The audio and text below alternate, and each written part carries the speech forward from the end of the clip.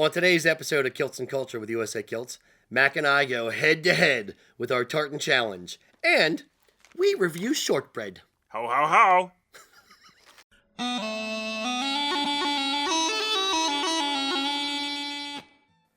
Hello, boys and girls. Welcome to Kilts and Culture. I am Rocky. This is Erik. Today, special treat, as we do every month. Yep. In honor of Christmas, we are rocking our Christmas sweaters, at least for the try segment. These things are going to get hot, and they're going to get hot quick. They're getting hot now. Yes. You also have a hat on, too. Yeah, well, you know. And Coraline, if you could bring in you and Mac as well, show them your festive holiday attire. Max is pretty cool. Coraline's is the most tasteful. Surprise, surprise. It's like a checkerboard. It's like, you know, you could beautiful. You could turn it into a checkers game. I will say this. This cost, I was at a store with Liam, with my son, and I saw this on the wall, and I had to know how much they were charging for it. Mm-hmm. So I went over, and I was expecting, it's sports apparel stuff. So I was expecting right. $50, $100, just something crazy. Yep. And it was $10. Might have been marked down. You think? It was absolutely marked down. Yeah, I can't imagine why. I have a problem. I have a compulsion. Mm-hmm. If I see Fliers stuff that is cheap, even if it is hideous, I have to buy it. I understand that. So I get that. Hence the existence. I was just channeling my inner ghost of Christmas future here. Or past. He's dead. Yeah, but it's the future where it's the ghost that is fair, threatening. fair. And They're all the death. ghosts are dead. Yeah. Yeah, well, They're ghosts. Yeah, they're beyond death in a way. But okay. That was meandering. Glad Yule, everybody. Yes. And Merry Christmas, Happy Holidays, all that happy stuff. Yep. Today, for our try, in the spirit of the holidays, we are going to try 3 different shortbreads. 3. And they're going to slide all over the plate when I do that. All right, so we have Voortmans, or Mac, is that how to pronounce it? Voortmans? Voortmans, as far as I've been able to tell. Voortmans. Okay. Okay. Voortmans. That is from Canada. Mm-hmm. We have Walker shortbread from Scotland, and we have Keebler shortbread from the U.S. So like Keebler elves, little guys. Elves. That's appropriate. Yeah, elves. That's appropriate. Yes. Sure. That's why we did it. Right. Not because those were the only 3 they had. We're not biased in favor of walkers at all. No. Yes. Of course not. So, indeed, to pair with our shortbread, we've given Mac and Erik and myself options on what we want to drink to cleanse the palate, as it were, to wash down the tasty cracker that is shortbread. Erik, what have you opted for? I'm ready.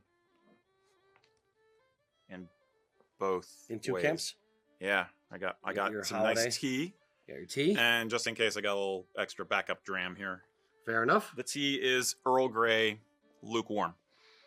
Fair enough. I have my coffee as my standby, but my preferred will be Scotch in the highly coveted, Often sought after. oft sought after. Yes, indeed. USA Kilts Glencairn glasses. I'll put these down. Mr. Mac, what would you like? Would you like Scotch? Sure. All right. I'll share my tea with you if you want. For Scotch, I am rocking, or Mac and I will be rocking the Oban. It is a good. It's not too peaty, too smoky. It's not going to distort the flavor, or Yeah, we tried this screw up the test. last month, I think it was actually, and we're pleasantly surprised. It's kind of a nice middle palate, you could say. It's not too peaty, not too sweet. Mr. Mac, come collect your. Come and get it. See, now Mac's sweater actually sort of kind of matches his kilt, kind of a little bit. I mean, I just threw that out the window. It's totes adorbs. Yeah. Well, my sweater, darn well better match my kilt. It does. This is me. It does. This is the Broad Street Bullies tartan that Mac and I designed. We did a special run of it just basically because we love the Fliers and we wanted the tartan to go with our Flyer stuff. Nothing as hideous as this existed via tartan, so we made up the Broad Street Bullies tartan with black, gray, you should and make Coraline a orange. one. She's a Flyers fan. She's more of a Devils fan, but Oh. yeah, Oh, I know. okay. Bum, Yeah. bum, bum. Oh, now I let that out on air. Yeah. Okay. Yeah. There we go. There goes our ratings So we still hired her. in the city at least. Yeah, I Okay. know. All right. Anyway, shortbread. Indeed, we are shaggy dogging already. Yeah. All right. So, Talanja, let's start with the shortbread. Mr. Eric, which one would you like to start? I was with trying first? to wondering that. Do you want to go oldest to newest or newest Okay. to oldest? Okay. Why don't we try oldest and newest? The oldest would be the Keebler Company. The company as opposed to Yes. the shortbread. Well, Fair. it'd still the oldest company. That okay. Okay. It doesn't give me. I don't have data on When which they is the started making oldest as far as Shortbread shortbread. Gotcha. incarnation. Gotcha. But Okay. Keebler. All right. Start with good old US of A. And here's the funny part. The traditional the Keebler one is in a way kind of the most traditional looking because it's the plainest. You know? It's got that like little crackly-ish on top. Yeah, just no decoration. Yeah. Smells right.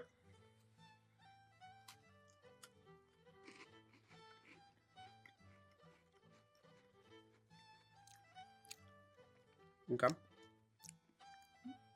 Basically basic shortbread. A little crumbly. Yeah, it's very cookie-y. Yeah. It's crispier like a cookie, Yeah. which isn't surprising. See, now if you don't have a No. mug of tea or something, then you're going to get crumbs all over. Make sure gods, you man. Vacuum it up. Yeah. Okay. Okay, I'm a shortbread fan, so I'm not going to say no to any of these, you know. But it's okay. It's acceptable. It's not stellar. Mac, what are your thoughts? It's a cookie. Yeah, it's like a No, shortbread I think cookie. it's just kind of just a flat. It seems just like general middle of the road. It's not too one side or the other. It's not Yeah. blowing my socks off, but it's not like I feel like if you just put some granulated sugar on top, it'd be a sugar cookie. it's Yeah. just a basic. Cookie. You know what it reminds me of? Your If- country estate in No. Aberdeen. No. If Keebler made a shortbread cookie, that's what it would taste like. Like it literally, it's pretty on the nose for what. Like if you What like you would Keebler expect. cookies, they're like very just regular crunchy cookie. They're not soft. They're not savory. It's just kind of a cookie. Mhm. It's that in shortbread form. Mhm. Mhm. It's not bad. Mac, scale of 1 to 10. I'm going middle of the road. I'm gonna go 5, just right in the. Nah. Really? Okay. Yeah. Okay, 4.9. Are you comparing this If to- we're gonna go just general. If we want to go like hard But- numbers, but- let's go 4.9. Okay, but we're doing the ratings as we go, not all together at the end. Yes. Okay. All right. Specifically, we are rating this as a shortbread cookie. Is this the worst 0 shortbread cookie you've ever had? Best shortbread cookie you've ever had as a 10? That is what your scale is. You're going 4.9. Just right in the middle Got of the it. road. Wow.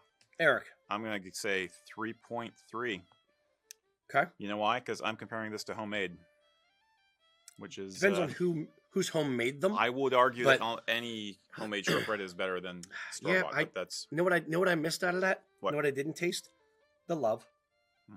absolutely. And Keebler was made originally in the city of brotherly love. You just Well- so I just dissed Philadelphia. Sorry, guys.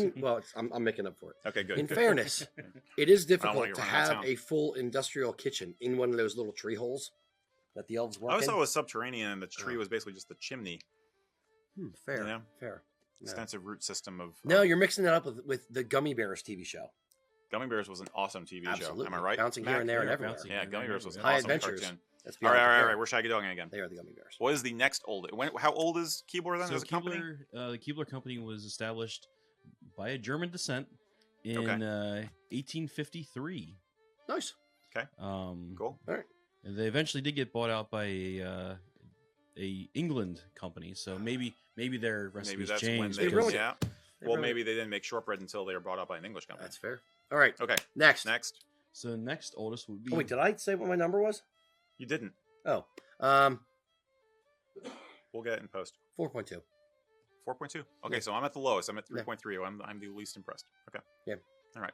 Maybe it's my sweater. All right, Just bringing next. me down. So next oldest would be from 1898, and that would be Walkers. Dun, Walkers. dun, dun. And All right. obviously they're marketing. They got Yes. the thistle on there. That's going to be blurry because it's too far close Okay. to the All camera. right. You're. It got a little thistle. I can smell the difference. Mhm. Yeah, it say that. smells sweeter. It smells butterier. Butterier. Yeah. It smells like more butter. Yeah, absolutely it does. Sanjava. Sanja? Do you say Sanja with cookies? Sure. I can wish you health. Anyway, I want. Now that tastes like actual shortbread. Yeah, a lot more butter. More butter? A lot more butter. A lot more butter. Mm-hmm. Almost flakier. Flakier is what I was thinking. Yeah, it's there's some sweetness to it, but there's also a just a more full-bodied flavor. There's more more more complex cookie with vanilla overtones. I was gonna say, yeah. Never mind. Yeah, it leaves kind of a like the buttery, fatty mouth kind feel. of film in your mouth. Mhm. Yeah, Film in your mouth sounds so It horrible does. compared to mouthfeel. What do you think, Coraline? Coraline is our resident baker, so she's also probably biased. But and she's also not mic'd, so you guys are on screen though, right? Mhm. Okay. and she's gonna be the polite one and not talk with her mouth full. It is delicious. Yeah, I would take Mac. this over the keyboards any day. Sorry. Yes, I do enjoy this one much better. Mm-hmm. Definitely has a lot more. You guys already kind of said everything that I was going to say, but Yeah. I'm going to go with the firmness. It's a lot more firmer than the other one. The other one's a little bit more on the softer side, as comparing the two. Yeah, Yep. it's the other one's a little drier. This one's a lot not really moist, but it's not as dry as the Keebler. I would be willing to bet that there is vegetable oils in the Keebler one and more like actual butter in the Walkers. fair. If I knew anything about food, I may agree or disagree with Oh, you. we can but- check the labels yeah. later. But All right, Mac, 1 to 10. So since this is the original family recipe, also since 1898, Mhm. so I'm gonna go with on this one. I will go with a 7.3. okay, Eric, 8.1.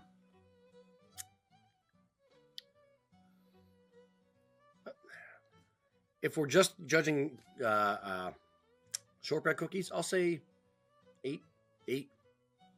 Okay, I haven't Fair had enough, too many that fair are enough. like that much better in my life. There's one, love you, honey. one or two brands that I can't remember the name of the brand. Like I've had slightly better than Walkers before, but then they get into the flavored ones, and I like those better Does than Kelly the plain. does but- Kelly make shortbread? No, she just makes the Springerleys? Springerle cookies. Yeah, Those are good too. Oh, she Springerle could make cookies. shortbread. And it's not that difficult. Right. It's very very simple. It's a big flour, sugar, and It's simple, but the Yeah. devil's in the details, Butter. like thickness. yeah, and- thickness and mixing versus over mixing the batter and stuff like that. And I guess Yeah. sometimes it can burn easily. So, and Carly's nodding her head again. So but the yeah, I mean, it's deceptively simple. Yeah. You know, All right, last one. Vortmans. So the last one is Vortmans. Yeah. Yes. 8.8. Did I say? yeah, 8.8. I said 8.1, and Mac was 7 point something, right? 7.3. 7.3. So Vortmans began in 1951. So they're the new Oh, kids this on is the flavored. block. You smell that? It smells like vanilla. It smells like vanilla. I was gonna say almond. Yeah. You know what? I will say this. I kind of dig the shaping though. It's kind of festive without being too on the nose. I It kind of like reminds me of the those swirl. those cookies that are in the tins that it has like the variety pack. Mhm. Yeah, That's what it reminds like me of. grandpa's or grandma's cookies. I can't fit it into my mug though. I blame the mug. All right, there we go.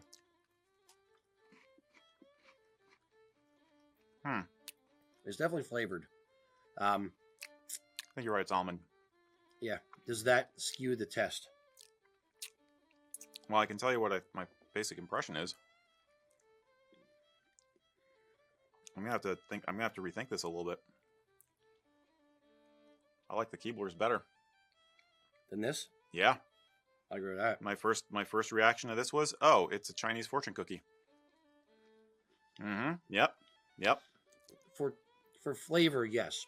For feel, crumbliness, I'm just gonna spit things. This doesn't like. It's just a really bland cookie. Yeah. It's like it's a kind of cookie you'd expect to have jelly inside. You know, like Yeah. you're talking about those generic. I just want to spread some Yeah. Little like, dollops, whatever in the top. Yeah. spread some strawberry rhubarb Right. jelly on top. Well, your strawberry rhubarb makes everything better, but All right. yeah, Mac, I'm really not impressed. Sorry, Canada. I'm right there. Go ahead. It's not that we're not impressed with Canada. Yeah, Let's just start there. right. It's the Canadian cookie that we had. I thought USA was going to be the loser on this. Just Hamilton, Ontario. Yeah. All right, Mac. Your score 1 to 10. What was your Keebler Elves one? Your Keebler 4.9. 4.9. Okay. This. I'm gonna go 3.9. Okay. You just like cookies. I do. Well, I like cookies too. I am but fat, so You're Erik. I'm gonna up my Keeblers in retrospect. To like you can't adjust the Keeblers in retrospect. You can't. Your score is your score. okay. Then This has to go then below it. if Then you don't like it as much. 3.5. Okay. What did I say for Keeblers? It's down there. You said 3.3. Okay. Well, then I mean 3.0. No, I don't know. Maybe even a 2. I don't know. It's just not. Yeah. It's not doing it for me. Yeah. I'm gonna say 2. I'll finish it. You know. No, I wouldn't even say 2. 1.8. I'm not finishing it. Hmm. It's Hmm. meh. Like if there was a plate of, if I'm at a holiday party and there's a plate of this next to a plate of any other kind of cookies, and somebody says, "Oh, that's shortbread," or it's labeled, I would try this. If no one was looking, I would throw it. I wouldn't put it back, but I would throw it out. Sorry, and then I would get something else. Like, no, Yeah, it's not. no. So congratulations, Walkers. Yes, Walkers it is. Yep. There's a reason why they've been around for so long. It's a reason it's the original family recipe. And It's if you definitely the need best. holiday cookies for your next party, try Walkers. Or make it yourself. Now I like I do like adding additives to shortbread, like caraway is really delicious. in Yeah. Shortbread and cinnamon, of course. Yeah, and oh, maybe yeah, a little bit of cinnamon. vanilla. Yeah, yeah. But Orange. I would like an orange flavor. Well, that orange Any- sauce, like or lemon kind of flavor. I could see. But I like the absolutely with this. I like the straight up normal traditional also. Yeah. But it's We all tried about to it's do all about all- the butter. And we tried to do all normal ones. I didn't know that one was going to be flavored. I don't think that hurt it though, because I don't think I would have liked it as regular shortbread either. And there's no difference between like the Walkers we get here in the States versus the Walkers they get in Scotland. not that I'm aware of. I got it out of the international aisle, so but that doesn't necessarily mean anything. At Wegmans, Wegmans. right? At the Wegamans. So it shouldn't Not be the that hard to find. Acme. No, The Wegamans. The Wegamans. The Wegmans. Wegmans. I'm bringing that back. Say. Very good. All right. Mm. As we continue drinking our scotch. It has been long awaited for Mac and my Tartan Challenge, where we actually name all the books in the background. We've covered them, I should say, my mom covered them with Tartans. Love you, Mom. And Mac and I went through, and I threw down the gauntlet. I threw down the challenge a couple months ago now, I guess, to see who could name them correctly faster, me or Mac. So, we did recently execute that challenge, recorded it. We got something coming up. We're going to do that at the end of the show. But so we can Yeah, wait for it. get out of these very, very hot acrylic. Also, Blinky I know I'm sweaters. dazzling you guys with my awesomeness, and I gotta tone it down. Exactly. But as a teaser to something you're going to see in 2 hours if you stick around, or an hour and a half, we're going to play a little teaser bit that Coraline put together. A trailer, if you A will. trailer. Thank Trailer. you. Thank Like a- you. like a Teaser movie bit trailer. Yeah, Yeah. one of those things.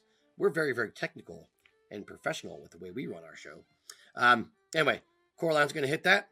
We're going to disrobe tastefully and then be back in 1 minute. We'll or be less. right back. Hey, everybody, and welcome to the show. 2 very special contestants, and they're going to compete to see who is the Tartan champion and who is the Tartan chump. Correct name, correct color variation, and as quickly as possible, gentlemen. Wallace Red muted. I'm sure he did a pretty good job. We'll see. We'll see what happens here. Firefighters Memorial. The winner, and new, and probably only, Tartan champion.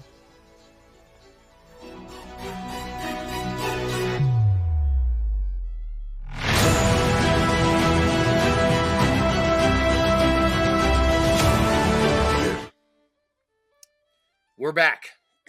And still drinking.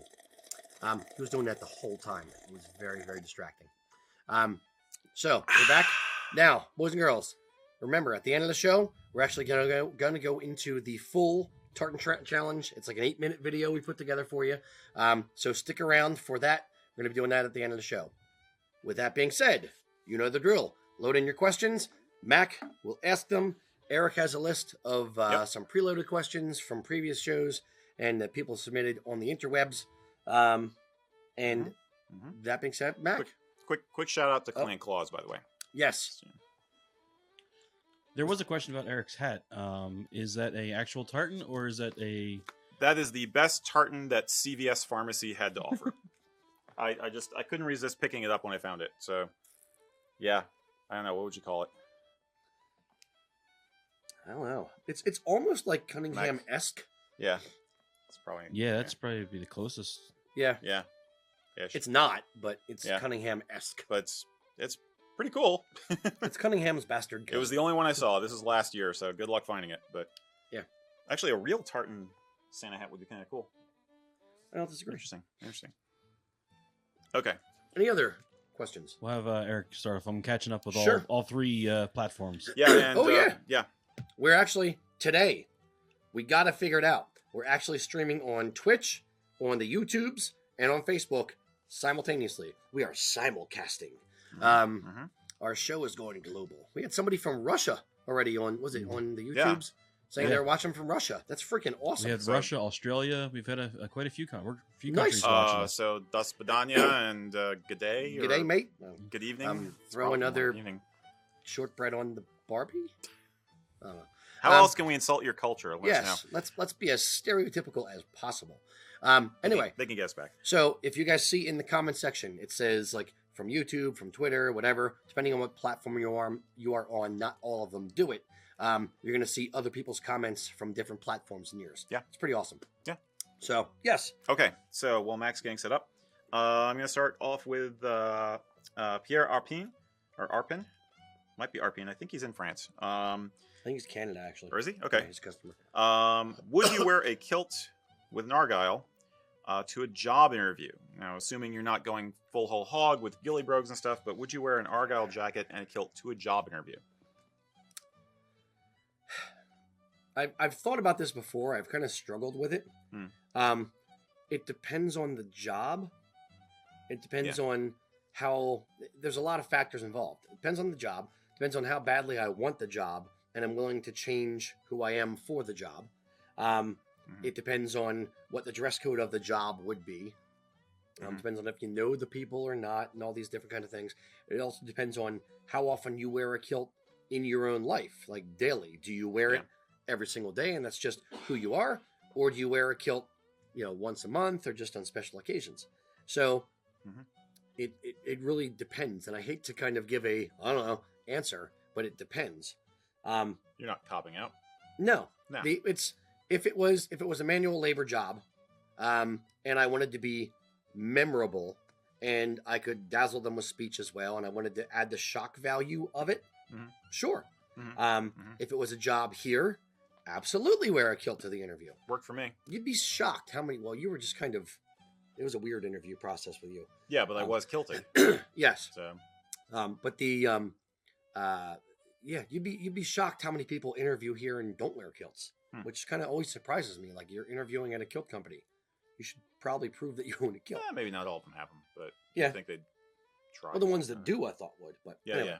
I digress. If you're going for a job on Wall Street, no. If you're going for a job, the one thing that I've always thought was very, very underutilized. If you're going for a job, here's an example, as a car salesman, I would probably wear a kilt, which would give me the chance to explain to the manager, whoever's interviewing you, that you're going to use it as a sales tool to be able to break down the initial discussion barrier. Right. Because if you're wearing a kilt, people are going to want to come up and speak to you and talk to you about it. And therefore, it's going to be an easy, change over to, tell me about your family and what brings you in here today. And it's a lot, all the barriers are down if the person's already talking to you about something they think is cool. You will potentially go the opposite direction with some people who may say like, oh, I don't want to talk to the guy in a dress. But Yeah, maybe. But if you have a staff of 20 salespeople or 10 salespeople, that'll help you stand out. Mhm. So yeah, I'd say that if there's a performance aspect to the job, then you're showing that you can really be out there and show confidence and also some personality. You got some moxie. So I would say that if the job entails that, then why not? And again, yeah, it probably depends on how badly you want the job. I would not expect a 20-something who's trying to find a job to make sure they can make rent to necessarily take the risk if they're worried about getting a job with a regular corporation or something. But if you're in the middle of your job career and your career path, and you want to show some personality and some confidence, then it could be very useful. I would say this as well. If you currently have a job, if I'm going out, I'm living paycheck, or I'm living on nothing. I have no money, no job. I need a job to be able to make rent next month. I would not wear a kilt necessarily because it would be some kind of weirdness potentially if you're that desperate for a job. If you are in a job that you like, but or you find reasonably, acceptable, I think I know where you're going. and but you want to see what else is out there, and you like wearing kilts, and you think it would be awesome to wear a kilt every day, then I would start looking for other jobs.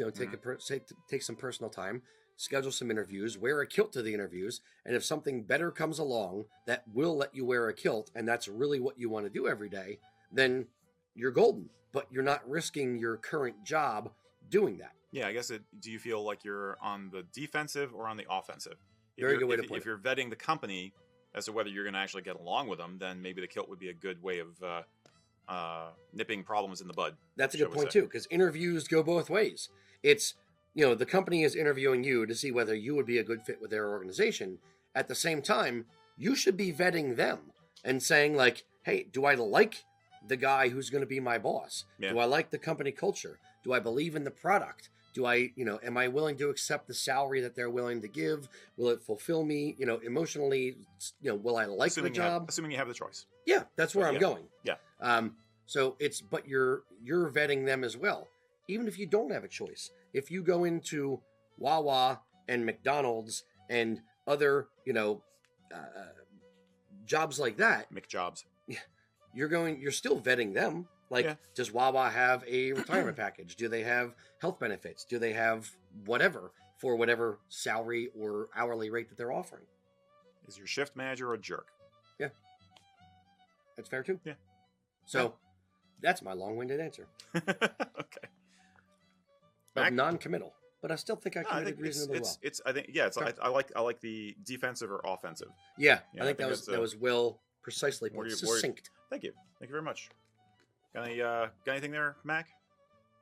I see the duck is up. Oh yeah, the duck is up. I think the duck's been up there. The questioning duck. Yeah, the question duck. We gotta name it. We've got a few things coming in from all over here.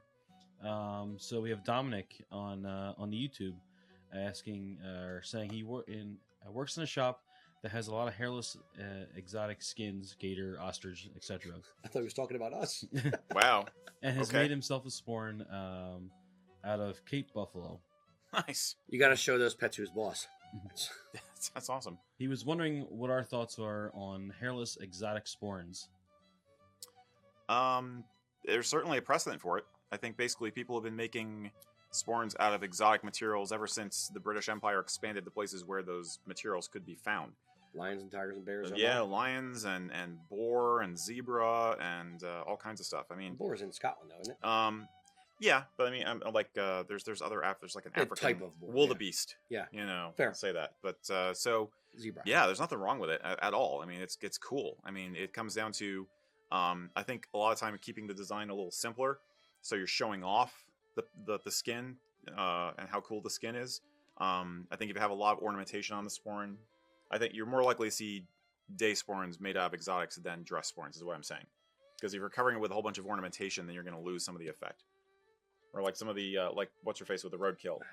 Yes and no. She doesn't always have tassels on her designs, you know what I mean? Yeah, and there's, L&M used to have an earth range of sporrans that was, like, crocodile, like a lot of faux skin, but different animal skin, like different, like crocodile or like stingray, or like weird stuff, exotic things.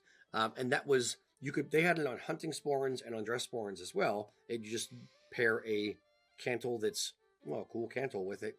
And it still stands out. I mean, we still, like in the shop, I'm just thinking to our experience, we sell a lot of leather dress sporrans. Yeah. From an aspect of either the cantle's really cool, or it's even the ones that aren't. It's just a plain kind of cantle with leather. But that's kind of what I'm saying. I think the more exotic the pelt or the skin, the more likely it is that you'd want to keep the ornamentation simple to kind of show it off. Yeah, but my point is, it's a balance for leather dress sporrans. Yeah, we sell very simple ones and very, I shouldn't say exotic, but our like Fighting Stags one. They sell ornate. Ornate. They sell both reasonably well. So I don't think the skin would affect that on a dress sporran. That being said, I can see it more, like you're alluding to, on a day sporran or on a hunting sporran. Yeah, I think there's other cool stuff too. Like if you do like a pin closure with that skin, like using a claw or a piece of antler or a piece of bone or something as the pin closure could be kind of an awesome thing to do too. There's a lot. There's really no. It's not like there's rules about what you can and can't make a sporran out of. I mean, the design will be less formal or more formal, less traditional or more traditional. But I think they're awesome. The ray skin's got me thinking. I think a ray skin or a shark skin could be kind of interesting. Ray skin is really tough. Yeah. Ray skin could be cool. I can say that. But I want to see pictures of what he's doing now. I want to see what he made. That's awesome. Indeed. Yeah. So keep it up. That's all I'm gonna say. Keep it up. Yeah. Experiment, especially if you're making it yourself. Try it, experiment, do different things. Mock it up, see what you like, and throw it out there. Get feedback from other people. Go to different kilt groups. Yeah, I didn't establish if he was making them just for his own enjoyment or if he was trying to sell them. But I think there would be a market if you set up an Etsy store. You could probably sell a few of them. Yeah. But make sure you're pricing your labor appropriately. That's the only thing. Well, the skins are going to be crazy expensive. Well, he might have an in. Basically, he said if he's there where he works, maybe he'd get some at a good price. Are they alive or are they? They were at some point. I'm going to end this discussion before I go off the rails. Okay. I hope that helps. Yeah, I want to see a picture. It sounds awesome. All right, Mr. Mac. All right, since we're on sporrans, we have, where did it go? Oh no, we lost our sporran. I think I just rotated the screen too far. I do that voice too much. The quasi-Kermit? My quasi-Kermit, yeah. Fair enough. Where did it go? It's one part Looney Tunes character, the stupid panther, or the stupid mountain lion character. Right. Yeah, I'm going to catch him and eat him. That guy, Fair. But got it? Yep, got it now. Okay. Found it. It's right in front of me. I just looked past it. We got a lot more flow coming into the interface, I'm assuming. Yes, we do. We got a lot more coming in right now. Thanks for your patience. Especially with talk of rattlesnakes horns. So why not? With the rattles as the tassels? Sure, we can. You have to have a pelt. Well, I guess it's it's 8 inches wide or 7.5 inches. Depends on the rattlesnake. Yeah, I was going to say it should still be enough for circumference. Yeah. Okay. Anyway, so we have Eric on YouTube asking, does a fancy sporran chain have value, or is it just for show? Does a fancy sporran chain have value? Depends on the value you put on it. Maybe he means meaning. No, it's just for show. It's really what you want to do. There are some that have meaning, there are ones that like Masonic links, or there's little thistle links or whatever, or filigree links versus the regular plain, flat link chain. Yeah. So there's different types of chain. 99.999% of them are just going to be the standard flat link chain. But yeah, you can do something different with your sporran chain within the bounds of good taste. Yeah, I think that it's if you want to craft one, then go for it, have fun with it. If you're looking at purchasing one, then just make sure that if it has an insignia on it of some kind, make sure it's something that you don't mind representing. I mean, the most common one we see is the Masons have a design of a sporran chain that has the little plackets with the Masonic compass on it, and the thistle, like you mentioned, it's kind of extra bling for bagpipers a lot of time these days. Like a pipe major might have something like that. I've seen, I think it goes at least back to the early 20th century, but I'm not completely sure on that. I know that they were popular enough that I've seen them in some photos and stuff, but they're it's a little extra something. So there's no. It might have meaning. It might not. Shocker, in Highland wear, men try to one up each other. Yeah, seriously. That would never happen. Mm-hmm. I'll say this: there's no technical advantage. It's not like more comfortable or more durable than a regular sporran chain or a sporran strap. Nope. So it's just a little extra bling and more money. Yeah. Yep. Yep. Or in the case of people who just want to do it themselves, it's just more fun. It's a way to customize your outfit for yourself. Yeah, I've done it. Yep. Yeah. Cool. Mr. Mac. All right, so we've got some questions coming in about are there any of this tartan? We have Corporal Mac asking, are there any Nordic or Scandinavian tartans? And we just got one in on the YouTube as well from the Pseudo Piper asking if there are any German tartans. Are there German tartans? We're a little biased in this area. Who's got 2 thumbs and made 2 German tartans? This guy. Sorry, that was horrible. The yeah, there are different tartans for different countries around the world. Yeah. I believe there's a Nordic or there's. I'm trying to think, Mac. Is it not the Northern Lights or? My brain's like kind of fried on that one.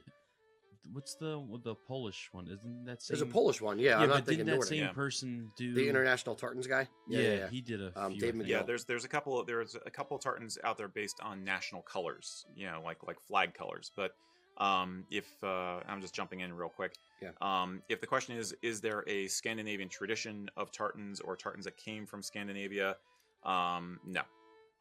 Basically, we do think that they had they may have had a semblance of plaid type fabrics. They may have intermingled their threads, but most of the archaeological evidence so far is for solid color clothing, not so much mixed patterns like the Kilts did. I'm using the term Kilts loosely, just for all those who care. So essentially, yeah, you can have Nordic ancestry like I do, and you just go with tartans that you like or have some meaning for you. I would say the this. German tartans, though, you'll look out because of Rocky's heritage, he actually designed the 2 that he did. So there is actually a documented, registered couple of different German tartans. Yeah. I've often said tartan is Scotland's gift to the world. And once you open the tartan Pandora's box, it's difficult to put it back in. We have customers all around the world. Scottish companies have customers all around the world. We're in the US. I am mostly German, and I started a freaking kilt company. It's once you get bitten by the tartan bug, so to speak, you just you get obsessed with it. Earlier in the the history of the company, I decided that I wanted to wear a German kilt, and there is a German national that it was designed by a guy named Eichelmann. It's officially registered as Eichelmann number 5. I got a kilt custom woven for me in that tartan and didn't like it. It was too red, black, and gold, or red, black, and yellow. So it never really, I had it and I just never loved it. So after wearing it for 6 months, a year, whatever it was, I decided that I'm going to try my hand at designing a German tartan as well. So I designed German heritage as well as the German American tartans. So yeah, you don't have to have Scottish lineage to wear a kilt. You don't have to just represent Scotland wearing a kilt. It will, to 99.9% of the population, it will scream Scotland, or it will scream Celtic or Gaelic. Right. It will not say Norwegian or German. It'll just say Scotland to most people. But it's all about the symbolism, what it means to you. And if you get in a discussion with them, you can explain what the tartan is and what it means and why you're wearing it and that kind of thing. And it just adds a little different dimension to the discussion. Let me segue a tiny bit here. First of all, you did use the German flag colors still for your design. You just toned it down, right? I used 2 shades of red. I used, the bold red as an accent stripe, and then a darker blood red for the main color, and then black, and then the gold was more of a muted yellow kind of gold color. You kind of made it. You toned it down so it was had more depth to it. Is how I'd like to express it. I mean, it's just it's easy to use flag colors and wind up with something that's kind of obnoxious because it's like bright primary colors, which leads to my segue. one of our viewers on YouTube who goes by Matazana Mafia Fedora was asking, what do you guys think of the so-called English kilt? This is the one that has the English flag as the design on the fabric instead of being made out of tartan. And it's made by an English company. I think you know the one I'm talking about. Yeah. Do you have thoughts on that? That's an example of what we're talking about with flags. So what do you think? There's a few companies that make flag kilts to varying degree of flag. There's a Scottish company does the saltire in the pleats. So each pleat is a different section of the saltire. When you move, it moves. It's actually woven in the fabric. You have an X on your butt. Exactly. It's interesting. It's a target. So that is one way to do a flag kilt. Then there are other companies who will take things much more literally, where there's not a kilt made out of a flag, but a kilt made out of flag elements, where there's like a utility kilt with, red and white stripes and then a big, blue field with stars as the front apron or something like that. It's a bit on the nose. There's a company in the UK, I think they're in London, called Kilt. And they do a lot of very avant-garde kind of kilt fabrics done in a pretty traditional style, just weird fabrics. And they have a Union flag as a kilt. It's well done. I don't know if I'd wear it. No. I'm just stepping over the whole discussion or rat's nest discussion of flag etiquette and sitting on the flag or not wearing underwear underneath the flag and wiping things on the flag. I'm just going to sidestep that whole thing. Please. You're welcome. You're welcome for even bringing it up. That I'm going to sidestep it. And there's another company, English Kilt Co. English Kilt Company. Yeah. They do a white kilt with a red St. George's cross of St. on George the front with some like 3 embroidered or Plantagenet lions or painted on English lions. It's not for me. It's a kind of, it feels like it's something you'd have as a design for like a sweatshirt, like going to a football match, and then you say, well, I don't want this as a sweatshirt, I'll make it into a kilt. Because like I imagine the design with the English flag and the lines and stuff up here on like, whoa, go, but then let's put it on a kilt instead, and it just looks weird because again you got these red crosshairs right over your junk, and it's not aesthetic. It's just okay. If I traveled back in time and had to wager, or if I traveled back in time and saw it, or had to wager how that came to be, I would say this: picture in your head 2 or 3 fashion designers at New York's Fashion Week, drunk, discussing what they're going to do to one-up the Scots is make a kilt from the English flag. And I don't know, that's kind of how I envision that coming to I'm be. with you. I feel like it's a kilts are cool, but I'm not comfortable wearing it because I'm English, not Scottish. But maybe I can, they're trying to sell it to those people. They're trying too hard with everything they did. They tried too hard. They made a sporran way too on the nose with the cantle on the dress sporran was actually castellated, where it like graduated up. It was just a very odd shape. It didn't work. Yeah. But it's definitely a fashion forward thing. Are you doing the kilt as a fashion forward? I'm going to put men in skirts, kind of be sexy, different, and modern, or are you going to be traditional? And this is definitely in the former category. And some people do it well. There are plenty of contemporary modern kilts that are cool. I don't think flag kilts are cool at all. They're just, I don't know. Limited use. Like again, maybe wear it to a football match or something. You can wear even then, it's just can wear it wherever. It's one of those things where I feel like they want to make a statement and have a strong, visceral thing. Yeah. And it's either you love it or you hate it. And it's, to me, I think the best way I can sum it up why I don't like it is it's too on the nose. It's too on the nose.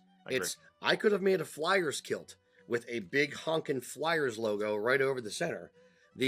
I could have done, just black and orange in a Rob Roy check where it's like a checkerboard and it's just black and orange. You're welcome. But I didn't. I wanted to do something that looked traditional using those particular colors. Yeah. It just speaks to the heritage aspect more and blending that with my normal sports fan life. I think it speaks to the accomplishment of tartan as an art form. You realize That's that fair. tartan is an accomplished art form for making this stuff, so you're gonna build on that as opposed to just tearing it down and forgetting about it. You know, I think I'm being a little bit surly with this. Yeah, I don't think they're. But In the case of like Skilt, I don't think that they're tearing it down and forgetting about it. They're literally they make out of like upholstery fabric or curtains or like rose denim fabric, like denim fabric with roses. This is printed totally all over it. It's an art to them to do something very very different. yeah, so you can be cock of the walk, as it were. Yeah, it's So you stand out in a crowd. yeah. Okay.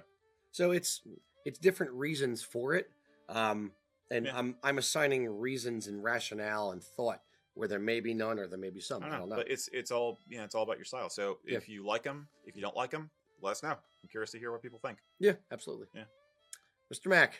Since we're still on the discussion of tartans, we had one come in on YouTube asking, "Does Ireland have any historical tartans?" Yeah. Yes. Depends on how far back you want to go. Yeah.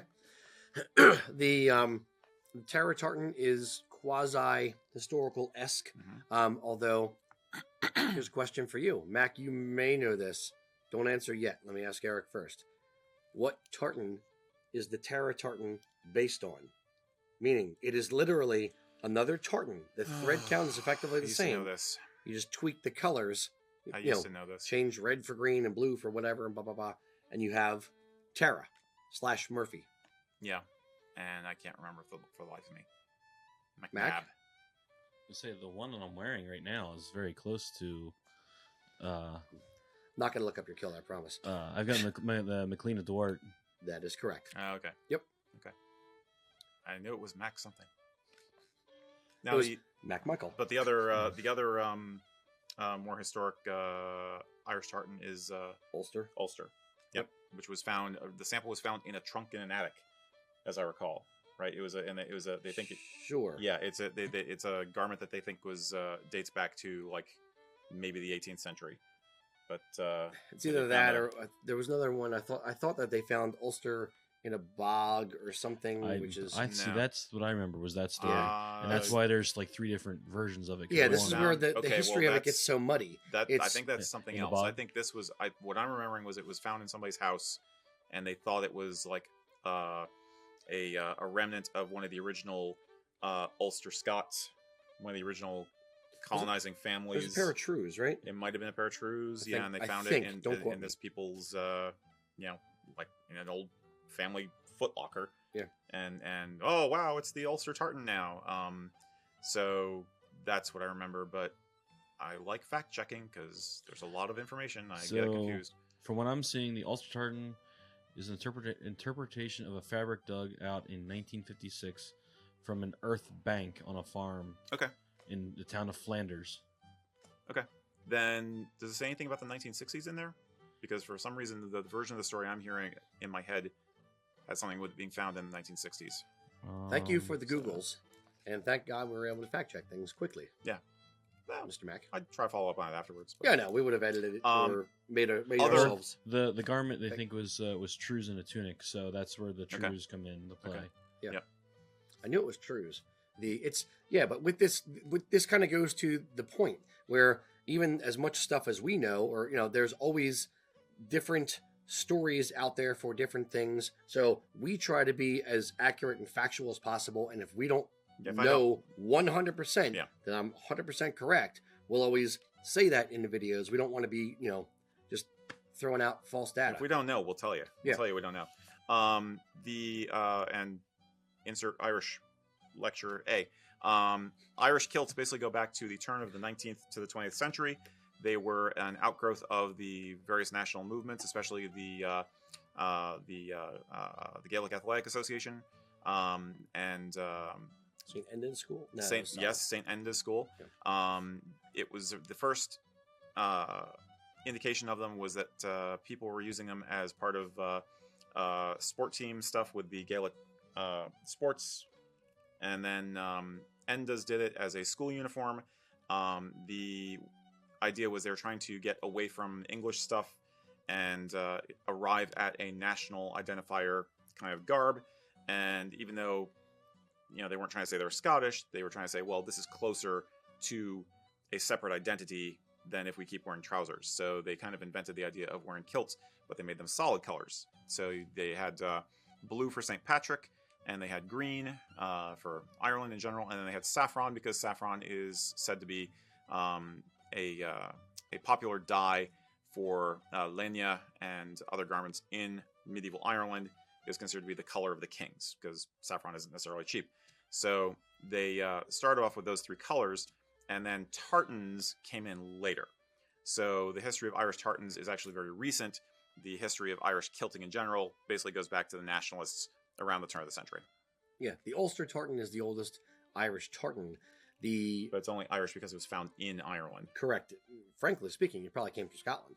And then they just called it that one because it was a fashion-y kind of tartan. Yeah, and it was glommed onto by the Ulster Scots. So if you are not an Ulster Scot, if you're not an Ulsterman or an Orangeman, you might not be as interested in it. I wasn't even aware of that much, so. Yeah, I think it's more of a No, but the Irish county tartans, which are what are much, much more common today, only go back to 1995 with Poly and the House of Edgar designing all those, and the Irish National Tartan. So yeah, Irish tartans traditionally aren't very, very old. Mm-hmm. There's also several Irish name tartans like Kirkpatrick, Ford, a few others, Fitzpatrick, but those are again around the mid 90s when Braveheart came out and there was the explosion of people really wanting to wear kilts and explore their Celtic ancestry and their Gaelic heritage and all that kind of stuff. They jumped into it. And all the mills in Scotland kind of got the bright idea and smart idea of, okay, how do we tie this in? So several mills started doing, okay, we're going to do the Irish, a few different Irish names like the Scots have. That never really caught on. Loch Carron specifically did the Irish provinces, the 4 provinces of Ireland. Mm-hmm. And that caught on with very, very limited appeal.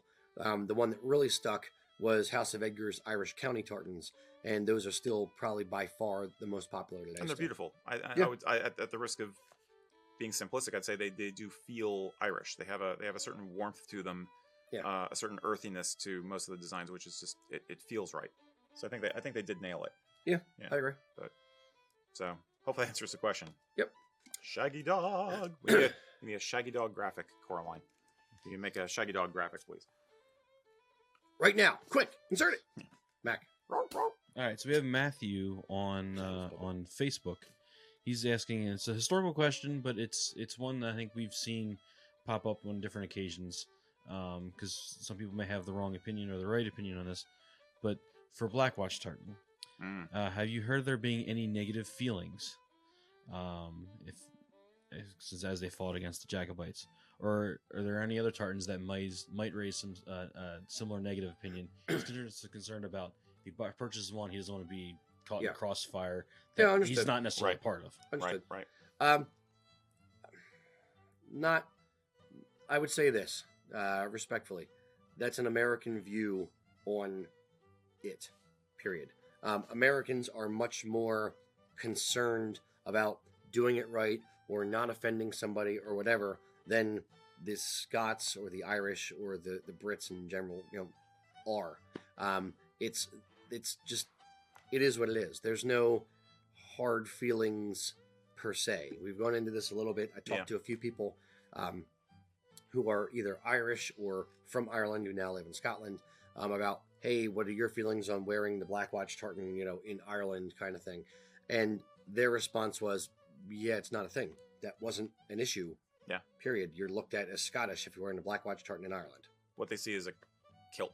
Yeah. They don't see we are, as Americans, not we, but in the general, we are associating more meaning to certain things than Scots would. We are associating less meaning to certain things than Scots would. Mm-hmm. It's just different cultures. You're not growing up in it. I didn't grow up in it. Erik didn't grow up in it. Yeah. So we had to learn all of this stuff, but it's not how it is viewed. So I wouldn't put too much stock in offending someone wearing the Blackwatch Tartan or wearing a tartan that's going to offend someone outside of either military tartans or tartans that are associated with a certain group, Masonic tartan, things like that, where members of that group, if they're diehard Masons or diehard law enforcement, and, you know, you shouldn't be wearing that because you're not a police officer, you're not a Mason, that kind of thing. But in general, there's none that are going to have that, you know, that amount of meaning. And most people who aren't a police officer, who aren't a Mason, who aren't, you know, insert group X here, are not, there's hundreds and hundreds and hundreds of other tartans to wear. So just pick a different one. I would say the slight exception would be that some people do bear grudges either quasi-seriously or just kind of good-natured ribbing against the Campbells. Part Campbell here, by the way. And yeah, I know. Now I can't be on the show anymore. And Blackwatch, of course, is a tartan associated with the Campbells, Campbell tartan. And so sometimes you'll get that, you know, oh, you dirty Campbell kind of a thing. But it's also so generic, Blackwatch is, it's not really a thing. Yeah.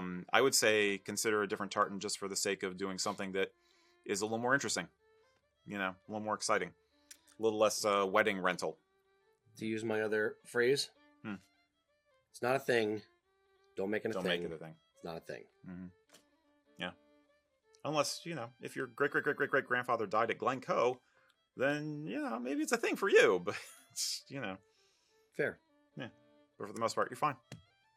Mr. Mack. All right. So we have Carl asking. Hey, Carl. This is still on Facebook. Cool. Asking a question on the stone on the brooch or fly. The stone on the brooch for the fly or a skin dew, should it have a color that matches in the tartan? Because he is one that's purple and it's for his birthstone, but he doesn't have that color in the kilt. So is it something that should be matchy or not matchy? Carl, how dare you? How dare you, sir? It doesn't matter at all. Nah. Pick the color that either is your birthstone. Pick the color that your wife likes the best. Pick a color that matches your kilt. Pick a color that doesn't match your kilt. Pick one with no stone. It doesn't matter. Right. That is strictly personal preference. Right. Traditionally speaking, you'll be Cairngorm or something like that, where it's going to be a yellow stone found in the Cairngorm Mountains. 99.9% of skin dews are not going to have a authentic Cairngorm stone because that would be way too expensive. Mm-hmm. So just wear the color you like. There's no hard and fast rule of what's acceptable or not. Yeah, and we tend to be more matchy with colors and things in this country than they do in Scotland with this stuff, or really in a lot of Europe in general. In fact, a lot of the rest of the world don't worry about color matching quite the same way, or don't view it quite the same way we do in this country. So yeah, I mean, if that has personal meaning for you, then that would be all the more reason to stick with it and not worry about it. And yeah, you kind of stole my thunder a little bit, which is cool. The only really traditional stone for a skin dew would be something like Cairngorm, which is basically quartzite, which was originally mined out of the Cairngorm area. It was a native stone, and surprise, surprise, it was not a valuable stone. It was just what was available. You know, you didn't have like people importing rubies into the Highlands in the 17th, 18th century. So it's really all about just what the meaning is for you. Yeah. You know? Agreed. If your wife says, "Oh my God, that's so tacky," then maybe you change it for that reason. But what accent was that? I don't know. I think it was Monty Python. There's a penguin on the telly. I think it was a Monty Python. Insert penguin clip art right there. Exactly. There's a penguin on the telly. Yeah. You don't know that sketch?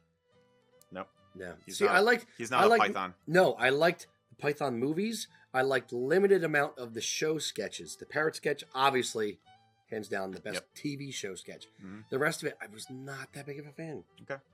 Fair enough. Sorry. That's all right. No, you don't have to apologize. It's okay. It's all right. Moving on. Did I hurt you? No. Okay, fine. Great. Now I'm going to hear about it later. You're sleeping on the couch. Go ahead, Mac. All right. So we have Matt asking. Well, first he starts off with thank you to Rocky for answering his question he had sent in this morning. This is his first time wearing a kilt formally, and that's tonight. Cool. Would you recommend wearing a narrow bow tie with his PC or go with a wider? And he also follows it up with, how much of the flashes should be shown below the kilt hose? How much flashes should be shown below the bottom of the kilt hose? I would say not a ton, but it also depends on how tall you are. That's a weird segue. If you are taller, your kilt hose may not be able to go up as high and then fold back down as much. Right. Or if you do fold down as much, it may be further down on your leg, so it's like mid-calf versus up a little bit higher on the calf. So it's generally when I wear my flashes, I'll have 2 inches maybe showing out the bottom, and the garters and the top of the flashes are tucked up underneath the cuff. But it's really it's kind of what looks good, and you kind of develop an eye for it the more you wear the kilt.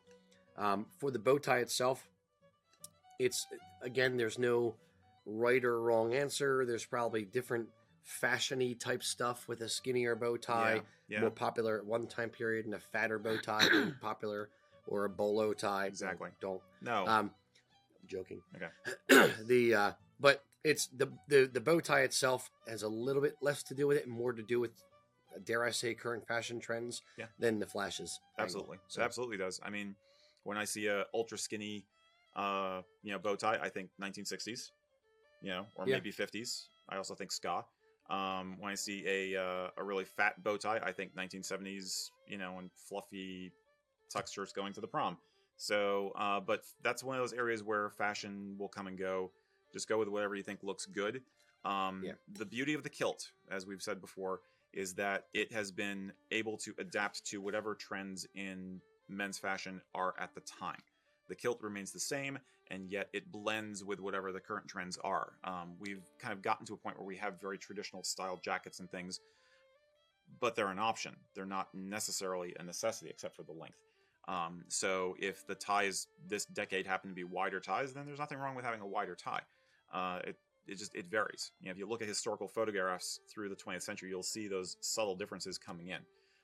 We tend to stress the more timeless, middle of the road options, so you don't have to worry about being fashionable or not fashionable, and so that you are very definitely giving attention to the traditional aspects of the outfit, like the kilt, like the sporran, and everything else just kind of as background. But if you happen to like the way a certain tie looks, there's nothing wrong with going with it. How's that for a succinct shaggy dog? Reasonably succinct, Okay. Okay. Cool. I was going to jump in with timeless, but you covered Timeless, it. Yeah. And just to kind of also follow up, we've had this question pop up a few times. Well, how high should the kilt hose be? If I'm putting flashes on there, flashes would stick out this far. Well, how high should the hose be? I think I put that question on my list, actually. Yeah. My rule of thumb is about 3 fingers breadth below the bottom of your kneecap. So when you're sitting down, tying your shoe, putting your hose on, tying your shoe, take your index finger and tuck that underneath the bottom of your kneecap, and then the bottom of your ring finger should be about the top of the hose. So about that far in between, and your kilt should come to about mid-knee. That way you have about 4 inches or so of skin showing. Mm-hmm. A kilt is not meant to come down and overlap or touch the top of the kilt hose. You want to see some knee. So I would say make sure the kilt is at the right height, and make sure your hose are they're not supposed to touch the bottom of your kneecap, and your kilt's not supposed to go down to your calf. It's supposed to be a little bit of separation between the two. One extra tidbit, since we're talking about hose and flashes, why don't you describe where the flashes should sit on the leg? That's a very good question. Around the side of the leg. The flashes are the flag things that, the garters hold on and help hold your socks up. Those hang down from underneath the cuff on your kilt hose. They're the ribbons attached to the garter. Correct. Basically. Yeah. Yes, ribbons. I always use the word flag, and I don't like that. Yeah, ribbons, I like that. Yeah. Okay.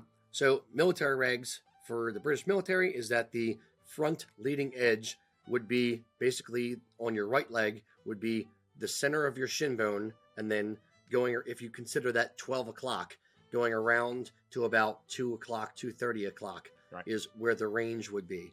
Some guys wear their kilt hose square on the side of their body, so it goes from like 2 o'clock to 4 o'clock, kind of in that range. Or those are really the only two acceptable ways. There's you're not wrong wearing it on the side of your body if you're not military regulations. But over the years and just through kind of usage and through my own life, I've kind of ended up with them a little bit more towards the front of the shin to the side. I think it actually looks better. Yeah. You don't want them going out the back. They're not like flags on the back of your Harley.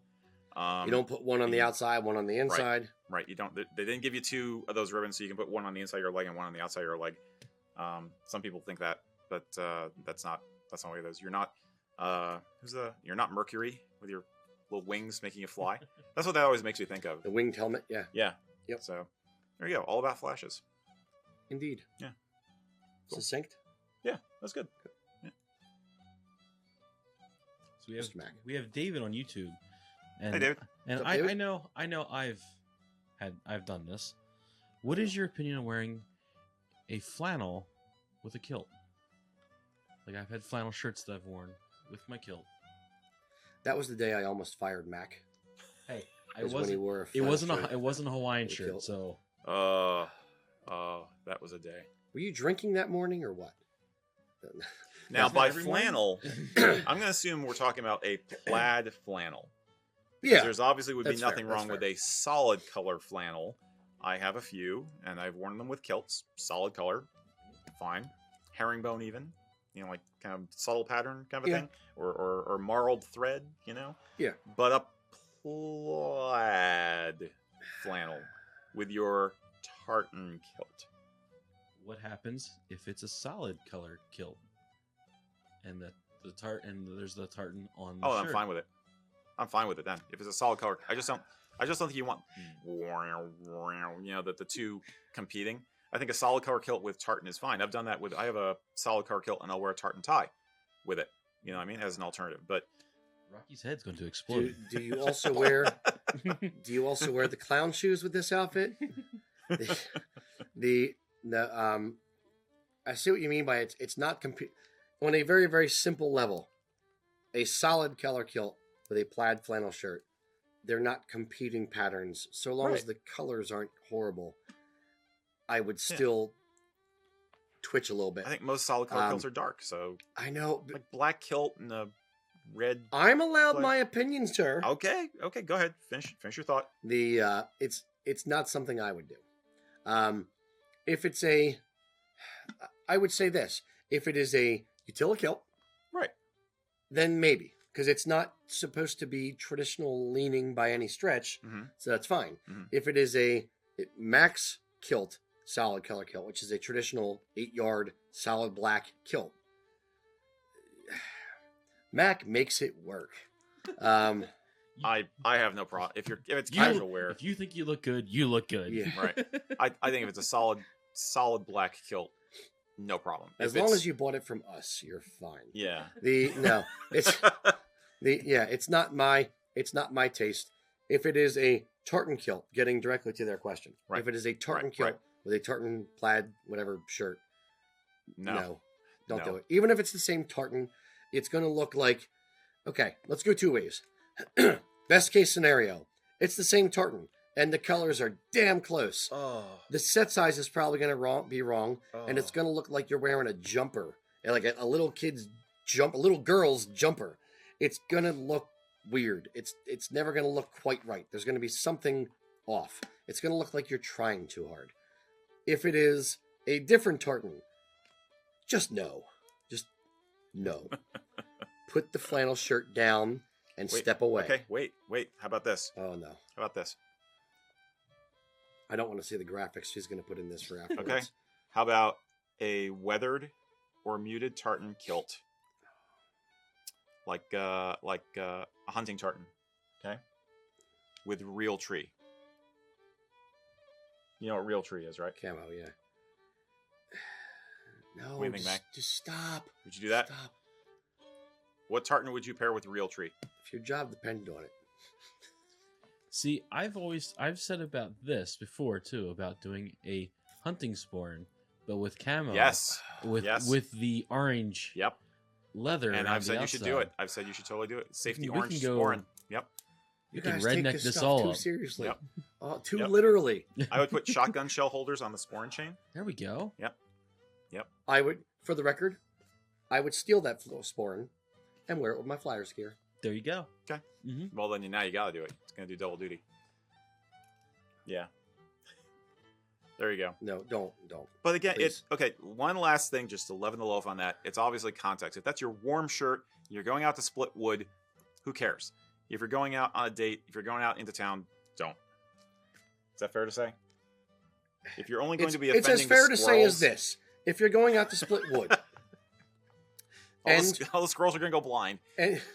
and there's a tragic accident, and that is your ghost outfit that you are forced to wear for eternity and roam the earth, and a plaid shirt and a different tartan kilt.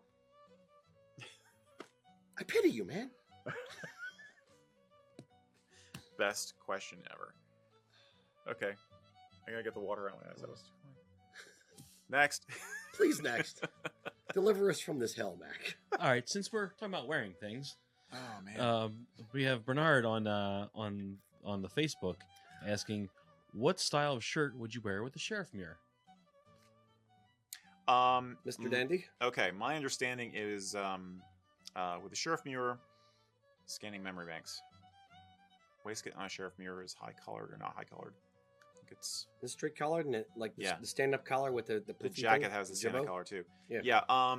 The most traditional way that people design that outfit is to wear it with a jabot, which is the lace ruffles. They were supposed to mimic the kind of neckerchief thing that people wore 18th and early 19th century. If you're not going to do that, that's fine. You can wear other shirts and other ties. I've seen it worn with like a ruche tie. I've even seen it worn with a necktie. I think a bow tie would look absolutely stupid. But usually about it? what I've said before is a banded collar shirt is actually best because of the nature of how things are put together on that outfit, or a wing collar, a wingtip shirt. Wing collar. Yeah. Wing tips or shoes. Right. Wing collar shirt, not a turn down collar shirt is what I would do. Typically, again, it's a retro fashion. So a banded collar shirt is similar to the collarless shirts or shirts that would be coming up really high, and then you'd have the neckerchief wrapped around it. So that's how I would play it. I think a regular dress shirt would look odd, and it'd be hard for the collar to have a place to go. The Sheriffmuir has the. I'm mixing up Sheriffmuir and Kenmore and. Right now, I am too. The- I blame the shortbread. Is that the one that effectively buttons all the way up? It's like a doublet. Sheriffmuir. No, Sheriffmuir has a button. Kenmore vest. Kenmore is more Kenmore like a doublet. Okay. Montrose is the bib, and then Sheriffmuir Got it. is a waistcoat and a jacket, Got but they both have a standing collar, or Yeah. or at least the waistcoat comes up very, very high. See, Very tight closure, if I'm not mistaken. I was thinking Kenmore doublet or the what was the other one? Montrose, and like you could actually probably get away because they close all the way up with not wearing any shirt. Yes. Then- assuming you're never going to open your shirt, but then you have no cuffs either. Well, then that could be your Chippendale outfit. God. Now I'm I'm picturing trying to help Erik the guy. as a Chippendale ripping off the Montrose doublet with just the lace. We jabot already on. did that Photoshop. Once is in the topless Photoshop No. treatment has been done once already. We're not doing that again.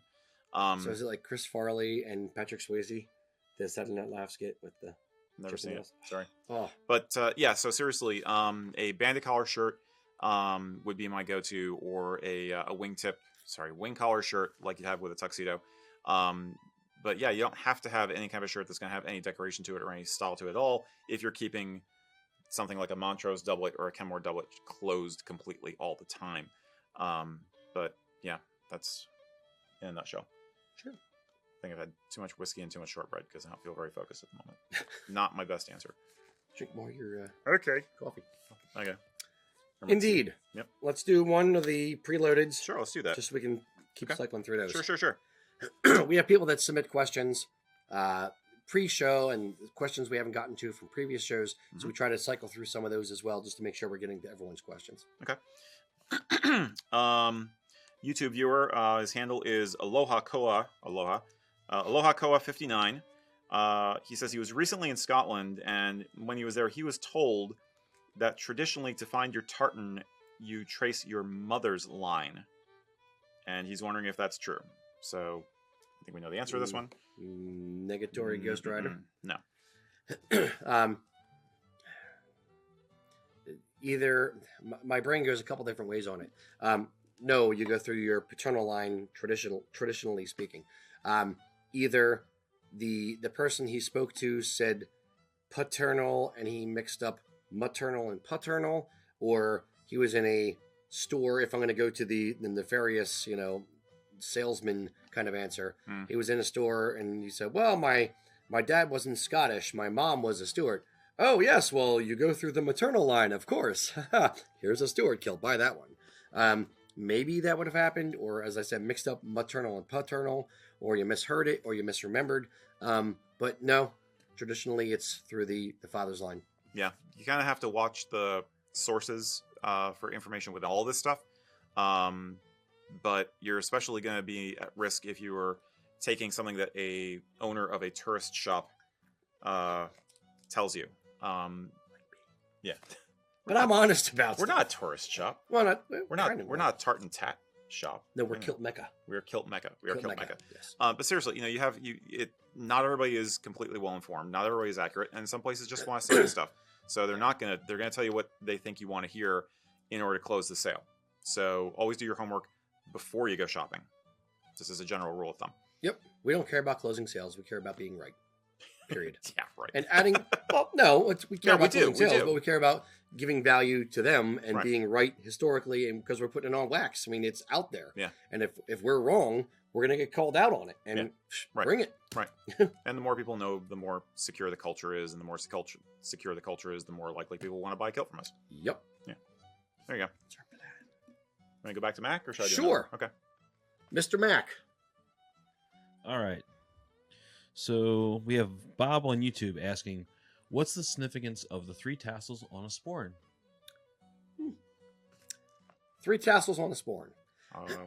Can't wait to hear this one.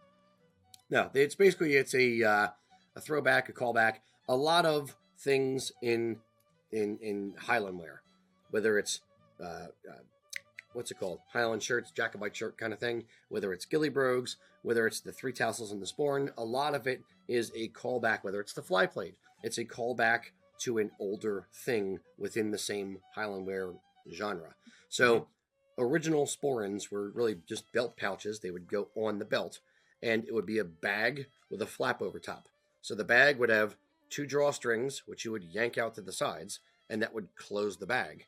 And then you'd have 1 flap that would go down in the front. Then you'd have a little string that would go around a decoration, a staghorn or something on the flap, and that would keep the flap closed. So whatever you have in your sporran, your oats, your smokes, your keys, whatever, would stay secure in the bag. So with the 2 drawstrings out the side and the one down the front, you end up with 3 strings or 3 tassel-y kind of looking things on a sporran.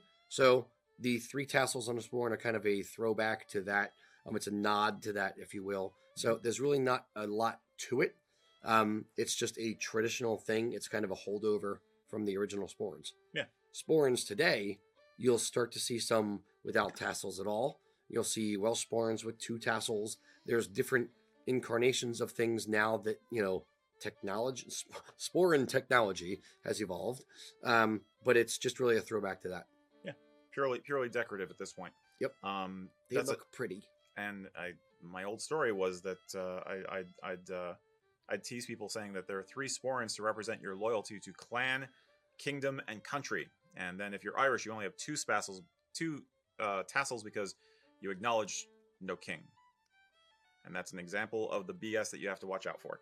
So again, do your homework before you go shopping. It's really just, it's a survival of a practical thing. Just like the laces on ghillie brogues are symbolic now, but represent the laces that they had on their shoes to keep their shoes from getting stuck in the mud back in the old times, pre-good paved roads. So it's exactly the same kind of thing. It's a very simple element which has some memory imbued into it. So good way of saying it. Sure. Yeah. Lovely. Succinct. If anybody tells you different, they're lying.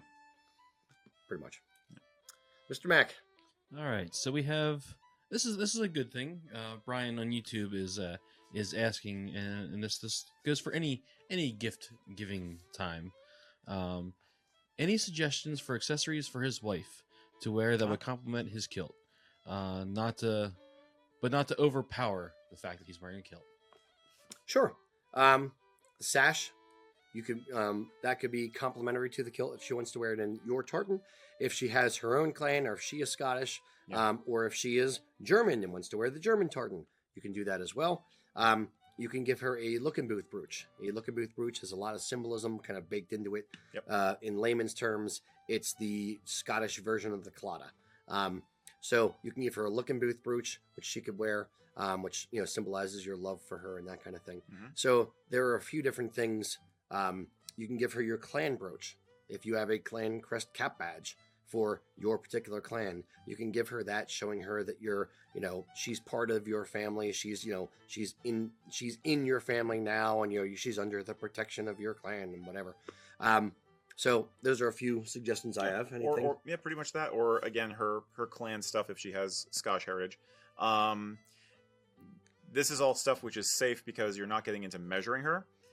If she's really into building a traditional outfit, then you could look at getting a kilted skirt for her, but don't try to make that a surprise. That's a bad idea. See if it's something she wants to build for her own personal expression, and then treat her to, so to say, hey, let's do this for you, honey. This is going to be awesome. And make sure you get the measurements right, and make sure you get the tartan right, and all that kind of stuff. There's not nearly as many conventions with women's traditional dress as there is with men's. So there's all kinds of stuff she could do that could be fun depending on where you're going out to. But the most typical way of showing off your heritage in female garb is the sash, sometimes with a rosette. A lot of time the rosettes are made at home. Some people sell them, some people don't. Then the clan jewelry. Yep. Pendants are easy. There's looking booth pendants out there, and can't go wrong with a thistle. Or there's the heather jewelry, which is kind of cool. Some people like that, where they've taken heather from places like Culloden and they've pressed it into resin, so it makes kind of a sort of a stone-like effect. I don't think they've collected it from Culloden. That would probably go against the. Okay, so it's just but it's Scottish heather. Yeah, Scottish heather. Okay, yes. It's think about what her personality is like and what her dress style is like. There's any number of different accessories out there on the market that would look nice, and then you throw in some clan tartan, and you're good to go. Yeah. Worst case scenario, if you're not sure, get her a gift kit, get her a gift certificate or something like that to a kilt company that that and trust. Right. No, but get her something that she is going to be able to pick it out herself. If you're worried about it, jewelry where one size fits all things are good. Period. If check the company's return policies and that kind of stuff as well, to make sure if she doesn't like the big dangly thistle earrings that stab her in the neck, maybe she wants something a little bit smaller. Right. Or if she says, you get her a tartan to match yours and she says, I really wanted my own, make sure that the company will take it back, or just get her a gift card that we don't have to worry about screwing it up. Yeah, basically. Yep. Mr. Mac. All right. We have Sean on Facebook asking. Actually, stop. Bum, bum, bum. Pause before you get to Sean's question. Okay. Sorry, Sean. Remember, boys and girls, Yep. in about 20 minutes or so, we are going to debut the Tartan Show, or what's it called? Tartan Challenge. The Tartan Challenge. It has yes. a name, but I'm not going to reveal the name. Okay. Yes. So at around 4:45, we're going to show me and Mac's competition, naming all the tartans. So stick around. Don't go anywhere. That's going to be coming up very shortly. Back to you, Mac. Hey, you beat me to it. I was going to do it at 4:30. We should have done it at 4 o'clock. It's all right. I sent a message out a little bit ago, so. There you go. Sweet. Thank Look you, at sir. you. Thank you, Mac. Yeah. Look Thanks. at We're you. on it back He's here. on it. Nice. At least we act like we know what we're doing back here. It's a good thing you got that glass window that we can't actually throw things at you. Yeah. All right. Mac's actually in a separate building entirely. Yeah. The bunker. Yeah. Down in the garage. All right. Try again. All right. Sean. Good old Sean. There we go. What did Sean. Sean say? He says, hey guys, if I'm wearing a dark Stewart PV kilt, what accessories should I wear with a Jacobite shirt? What kilt hose would go along as well? You said dark Stewart. You mean like Stewart Black? I'm guessing Stewart Black. Probably That's Stewart Black. would be Okay. my assumption. Okay. If it's Stewart Black, you got lots of color options. Yeah. My general advice for a kilt hose color or kilt hose style is if it's a Highland shirt, I'd say the cotton kilt hose are good. Really any of them. It's not that I don't know. It's not so extreme that you must wear only hand knit hose or something like that. Color wise, I typically tell people do one of two things. Either A, match your kilt hose to your top. So if you're wearing black hose and a black top, that's fine. Then the kilt kind of stands out in the middle on its own. If you're wearing a brown top and you cannot match the hose to the top, then I would match the hose or tone the hose to one of the colors in the kilt to kind of blend them with the kilt. Yeah. In the case of Black Stewart, I would wear black, charcoal. I tend to personally shy away from cream hose. They look a bit stark for such a contrast with a kilt. Any thoughts? Cream hose. Don't like cream hose. You snob. Yeah, I am. I'm a horrible snob. Don't like cream hose. Yeah, I would kind of ignore the shirt. Just go with the colors in the tartan and stick with that for like you said, for matching. I think charcoal is great. I like charcoal because obviously I'm a guy who has multiple kilts, so charcoal is nice and neutral, goes with everything. Doesn't ever show dirt. Looks kind of natural a little bit.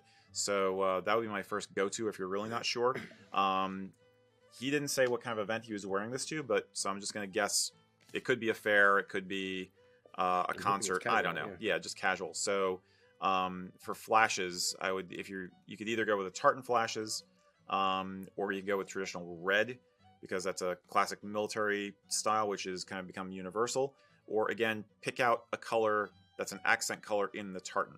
With Stewart Black, there's several to choose from. Any of them would be fine. So I would consider my first blush would be to do charcoal hose and then red flashes or green flashes, something like that. Bottle green, yeah. Yeah, bottle green. Just keep it simple like that. Yep. Yeah, now if you're talking about a historical impression of some kind, then feel free to elaborate and we can talk about that too. But in this case, I wouldn't worry about the shirt.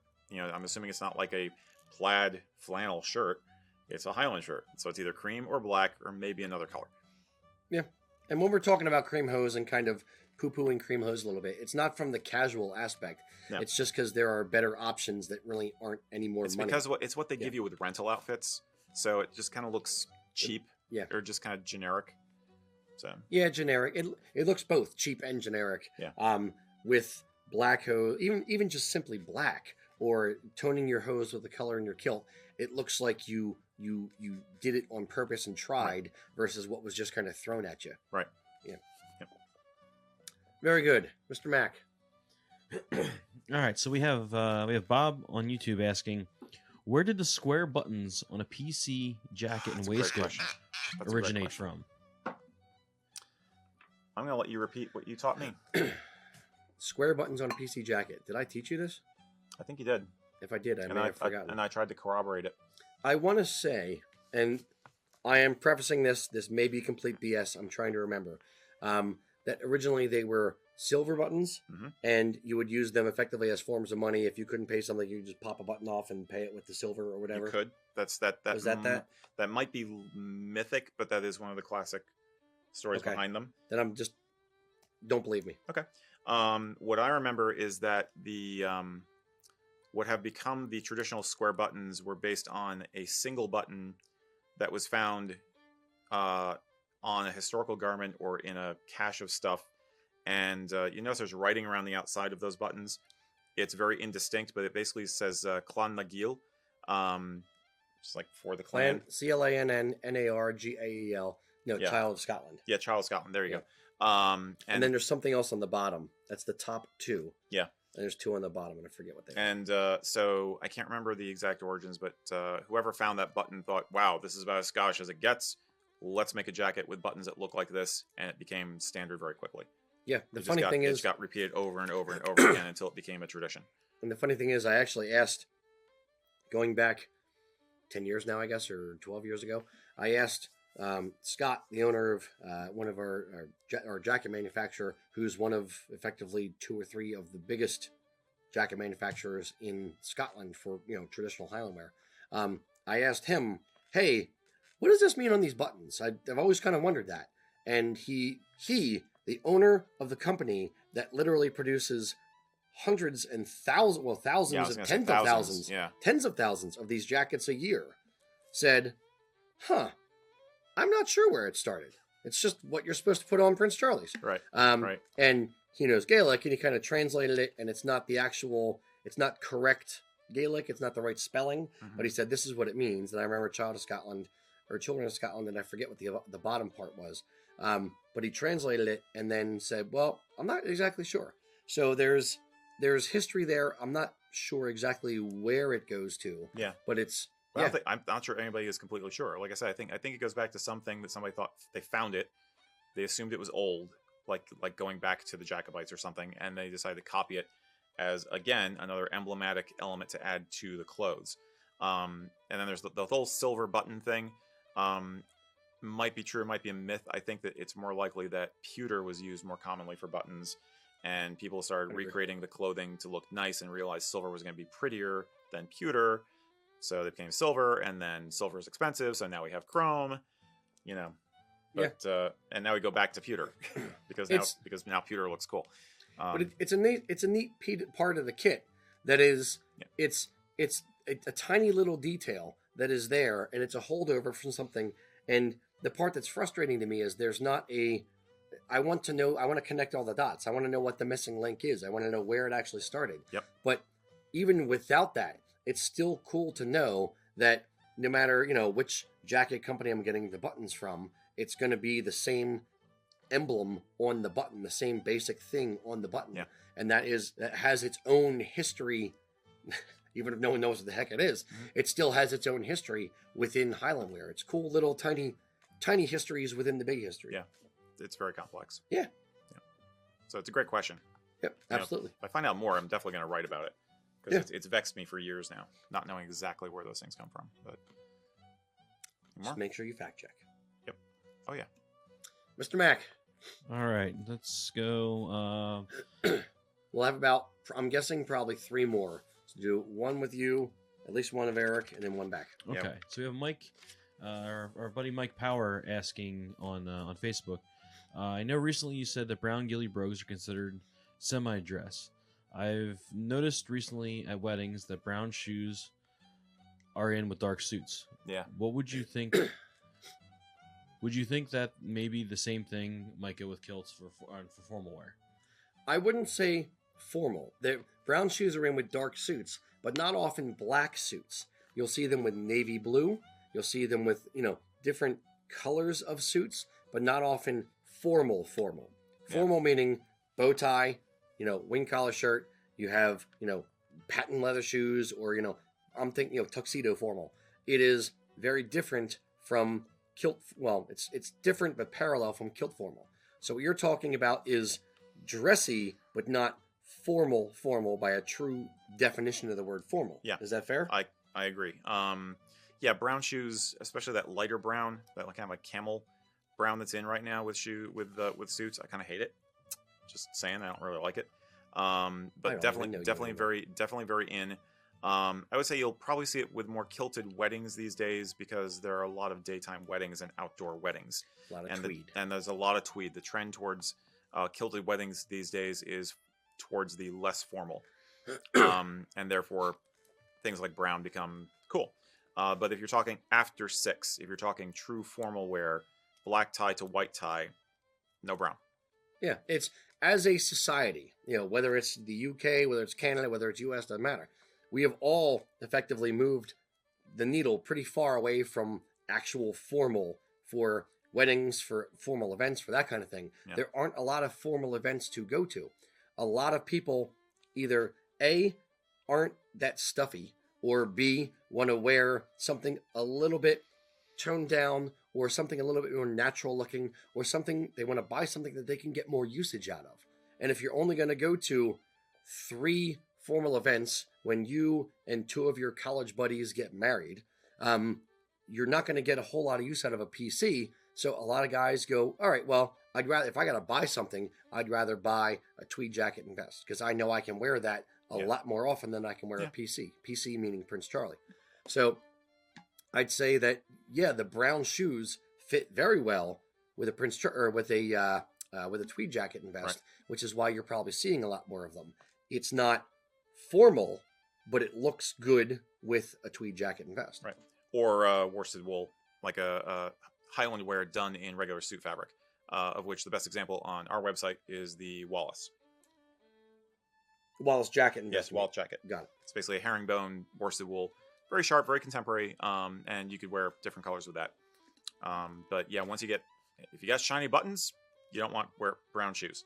How's that? Shiny buttons, That's a good. black shoes. That's a good rule of thumb. Yeah. It'll work for now until I come Yep. up with something better. Fair enough. Yeah. All right. Let's do You wanna one of do yours. Sure, because there's a lot of them. Yeah, I know. We got to do that rapid fire show. We may stretch past 4:45 a little bit. Oh, okay. This is similar to a related question. Brendan Charlie was asking, saying he generally tries to match his leathers of his shoes and his belts and his sporrans and all that. But is it odd to wear brown shoes and a brown sporran if the straps on the kilt are black? He's worried about his kilt clashing with his other leather. And we're really getting into minutia here, but it's a legit question. So, No, Yeah. I wouldn't worry about it. yeah, you're fine. It's the straps are attached to the kilt. You don't, especially if you're wearing a belt, you don't see two of the straps. Your top right and your top left strap you won't see. If you're wearing a vest and no belt, you won't see them then either. Right. The only one you're going to see is the hip strap on the right hand side. If your kilt has a hip strap, some don't. So yeah, I wouldn't worry that much about it. No. Yeah. No, that's the don't let perfection be the enemy of the good. Yeah. Kind of thing. Yeah, you're fine. It's gonna just disappear. You don't really pay attention to him. Pretty much. So that was a quick one. Yep. Should we do Mac. another one, Mac? All right, so I've got one here that came in that I've actually kind of like. We have William on the on YouTube. Any Twitch questions or no? No, we haven't had. Come on, Twitch. We've had a few We're people. trying Twitch. Get out there. We've actually had a few people bounce back and forth between Twitch and YouTube. So Interesting. it's we've had some bounce back and forth between. I'll be YouTube- curious. I'll be curious to know from them later which one they liked better, which one they thought the picture or sound was better. And on. here's what I'm going to say as well. Next episode, we'll do Facebook, YouTube, and Twitch again, and we'll take the questions in order. 1, 2, 3, 1, 2, 3, 1, 2, 3. Ooh. That way, Ooh. we'll see if you go over to Twitch, you'll have a better chance of getting your question answered. Yeah, that'll work. We'll take that under consideration. They'll overrule me and say All I'm right, wrong. go ahead, Mac. All right, so we have William asking the question: hearing about all the challenges making a kilt, which is more satisfying, finishing a kilt to the stripe or set, or finishing a tartan kilt or a tweed kilt? Finishing it as fast as possible and getting it out of my vision. Oh, come on. Come on. No. Cast your mind back to before you were jaded. Me? Angry and jaded and curmudgeonly? No, never.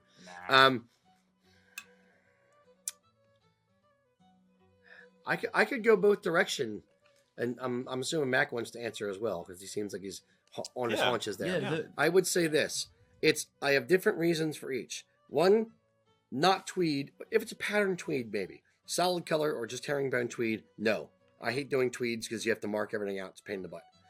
The difference between stripe and set. If it is for the stripe, I like it because there's the challenge of making sure the stripe is dead center on that pleat, and that as you're tapering out into kind of the flat section for the rise, and then angling out in slight A shape, and then coming straight down the bottom in the bottom 2 inches of the fell, or bottom inch of the fell, making sure that that stripe stays exactly dead center on the pleat, and that each pleat is individually exactly the same size, because you can tell on a kilt that is pleated to the stripe much easier that the pleats are all the same size, or there's varying differences, or if a line is off a little bit and there's a stare effect. So you have to be better at your craft in some ways for that. On the set, it's more satisfying because you're creating the pattern. Or I'll go another direction, Mac, is if the set size is big and you have to kind of make up the pattern within it. Or on our 5-yard kilt, where you don't pleat it to the full set, you may have to pleat it to the reverse set. You're literally making up a pattern within the set to recreate. So that is satisfying insofar as you're hoping that your pattern that you're creating to make it work with the amount of fabric that you have looks as good as the original set, and you're kind of playing around with things. You have to have a little bit more creativity. So one, I would say, goes to the level of perfection. The other one goes to the level of creativity. Mac, top that answer. For me, I mean, I do agree with you on the stripe, making sure that's. I don't know. I almost like doing the set a little bit more because I think in a way it's a little bit more challenge. You got to put a little bit more finesse into it. You got to come up with you figure out how to make it work. I differ with you on the tweeds. Like, I guess coming from a drafting background and like drawing it all out and laying it there, like that doesn't phase me as much. Now I have a whole bunch of solid semi-tracks. Ask me that next week, and we'll see what the answer is. But I don't know.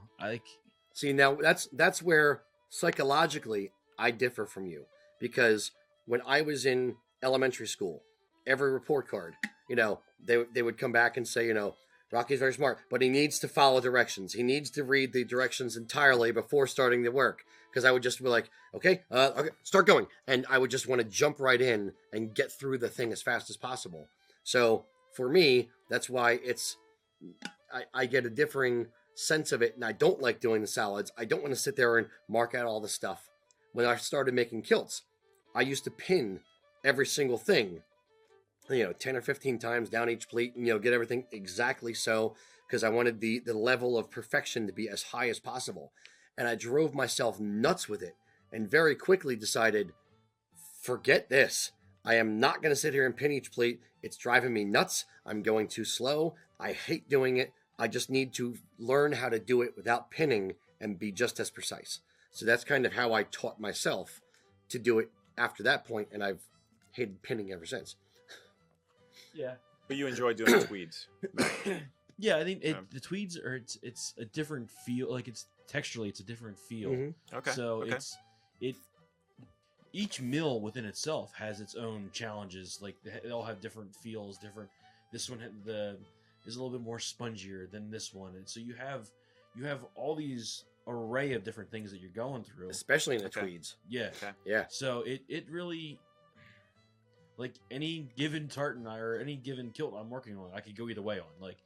But just to go off his question, like doing something for me, it's doing something to the set, and then a tweed kilt. Those are the two. That's the direction. You're talking about the tactile experience, not just the OCD of lining it up and making it crisp. Yeah, but there's still that with the tweed though. Even though you're in the middle of a solid field, you got to make sure that at your top can be all done straight, but your bottom can skew a little bit. You got to make sure that that's straight. Yeah, because you don't have a grid on the fabric. Yeah. You're hoping that when you pinch it and flip it over and draw a line top and bottom, that line is exactly running down the same thread vertically versus going on an angle on the actual cloth. And it has its own challenges in tweed. Mm-hmm. You realize you guys have just now gotten people thinking about tweeds, and they're going to start ordering tweed kilts. We're going to have an influx of tweed kilts for 20. Not it. Remember over there, I'm the one that signs who gets what. So there you go. Yeah, Ian's over there like, oh no. Damn it. Yeah. Indeed. Okay. Mr. Erik, we'll do one more. Okay.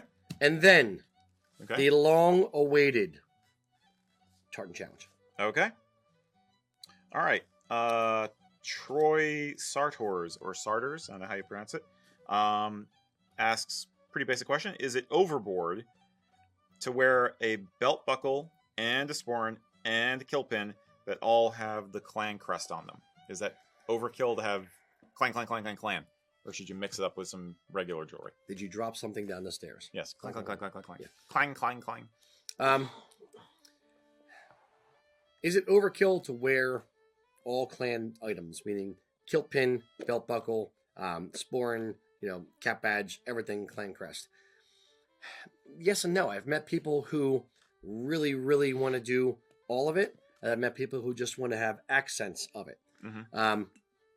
If you're going to do multiple, meaning you want to wear a couple different pieces, my suggestion is always kilt pin and belt buckle and not sporran, because belt buckle and sporran are in very close proximity, right? And sporran is close to kilt pin.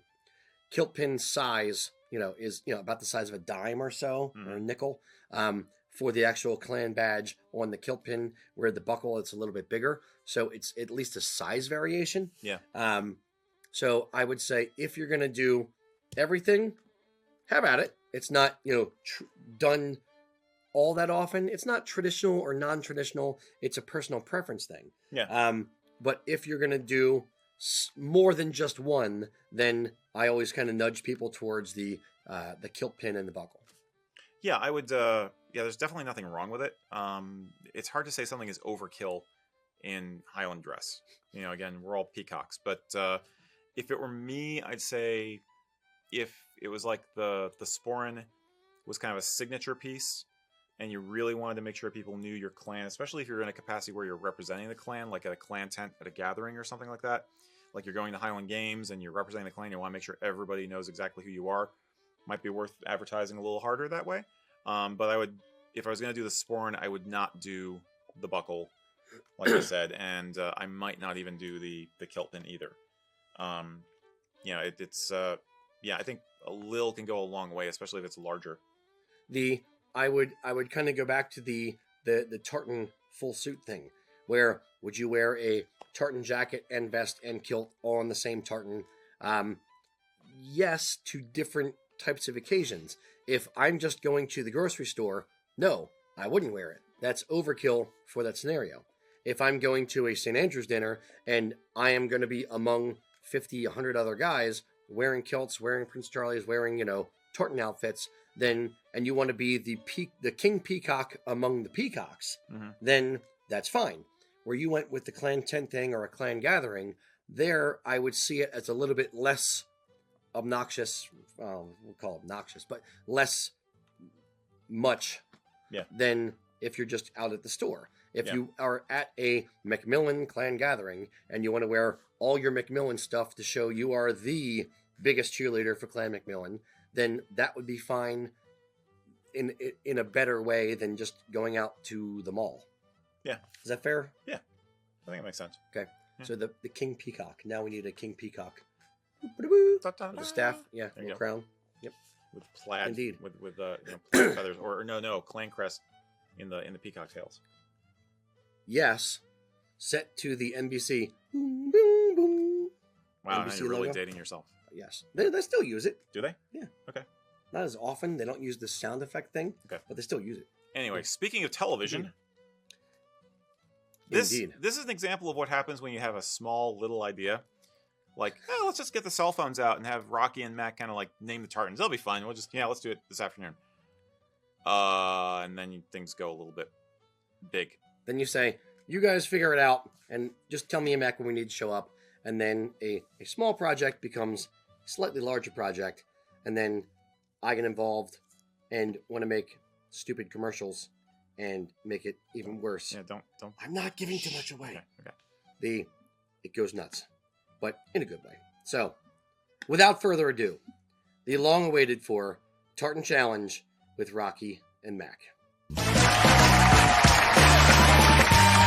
Hey everybody, and welcome to the show. You've asked for it for months, and now we are ready to do it. This is the first and probably the last episode of your favorite game show and ours, Name That Tartan. Today, we have two very special contestants, and they are going to compete to see who is the Tartan champion and who is the Tartan chump. So without further ado, let's bring them out here and get this show going. A kilt maker for over 16 years, our first contestant is a real tartan enthusiast. He says he loves Celtic heritage almost as much as he loves his scotch. A man who owns enough kilts to qualify for an episode of Hoarders, it's Rocky Rager. Opposing Rocky, a man who spends so much time sewing tartan, he has to wear corrective color-blocking lenses. Host of the hit show Kilts and Culture, you know him, you love him. It's Dan the Mac McMichael. All right, are you folks ready? Because I sure am. Let's bring him out. Come on, guys. Now, before we start, I wanted to thank both of you for being willing to take this challenge on, because you are answering a question that has been burning in the minds of our audience for months now, and that is, what are the tartans behind us on the wall in our USA Kilt studio? Now, the rules are pretty simple.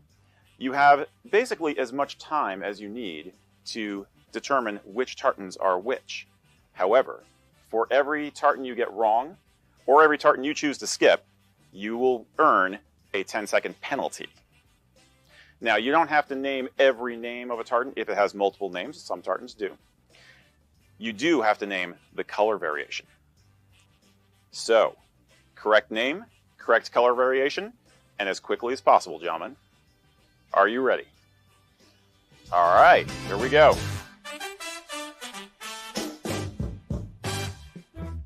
It's time to play. Rocky Rager, are you ready? Absolutely. Feeling nervous at all? No. All right, then. I'm going to count you down. 3, 2, 1, go. Buchanan, hunting, muted. MacArthur, modern. County Cavan. Buchan District, modern. County Crest, Cork.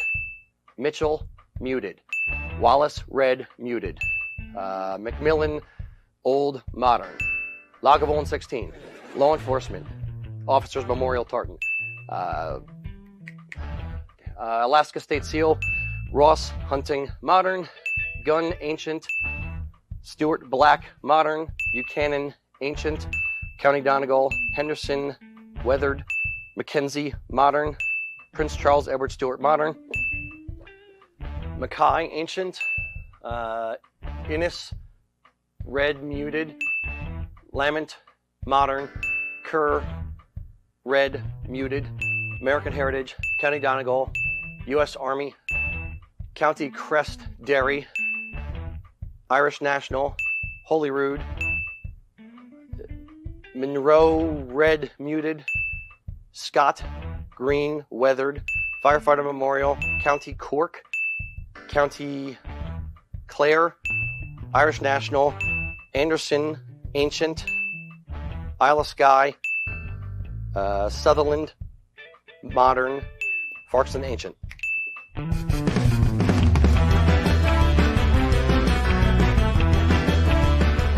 Wow. I don't know about you folks, but I think that was a pretty impressive display of tartan prowess. Rocky, how do you think you did? Not bad. I think I got most of them. There's one or two I'm a little bit questioning, but I tried to take my time and hit the name and think about the element of each individual one to make sure I wasn't getting a penalty. Well, all I can say is I think that Mac has got a tough act to follow. We'll see how well he's going to do in just a minute. We'll be right back after a word from our sponsors. Hey, you! Yeah, you! Do you hate pants? Try a kilt! Kilts make you faster than a speeding Ford Focus.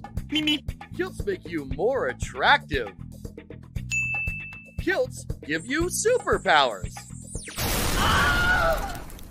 Go to usakilts.com and get your kilt today. Actual resulting superpowers may vary. And we're back. Mac, Rocky did a pretty good job back then, I'll tell you that. You think you're ready? I'm sure he did a pretty good job. We'll see. We'll see what happens here. There's a few humdingers in there, but we'll go. Alrighty, I'm going to count you down, and then you'll be on your way. Alrighty, sounds good. 3, 2, 1, go. Buchanan hunting ancient. MacArthur ancient. County Cavan. Cunningham ancient modern. Cork Crest. Mitchell muted. Wallace muted. Macmillan old modern. Law enforcement officer Memorial Tartan. The Alaska State Seal. Ross modern. Ross hunting modern. Gun ancient. Stewart black. Buchanan ancient. County Donegal. Henderson weathered. Mackenzie modern. Prince Stewart. Prince Charles Edward modern. Mackay ancient. Innis red modern, or Innis red muted. Lamont modern. Kerr muted. Kerr red muted. American Heritage, County Donegal, U.S. Army. Derry Crest, Irish National. Holyrood. Monroe red muted. Scott green weathered. Firefighters Memorial. County Cork, County Clare. Irish National. Anderson ancient. Isle of Skye. Sutherland modern. and Farkson Ancient.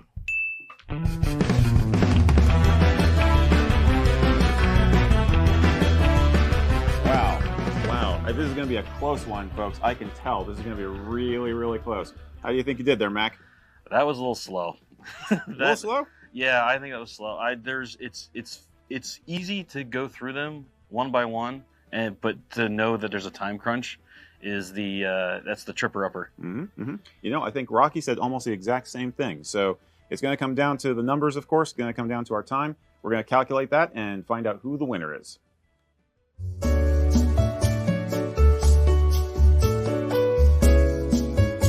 All right, ladies and gentlemen, it's time to announce our winner. I'm going to ask Adam, our head of competition, to hand me the envelope.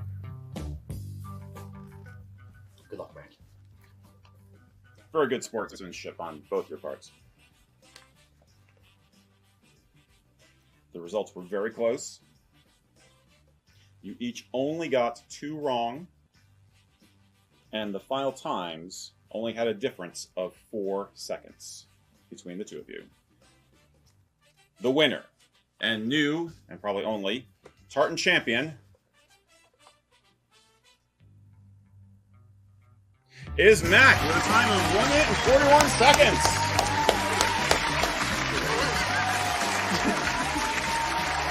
Followed closely by Rocky with a 1 minute and 45 seconds. Well, ladies and gentlemen, that's about all we have for tonight. Thanks for joining us. And remember, you can catch Kilts and Culture, the official show, every Friday afternoon right here on the USA Kilts Network. Thanks, everyone. Have a good one. We're going to be in here like 3 months later. We're going to still find petty pieces. Yeah, it's like needles off the Yule tree. At least it's not glitter.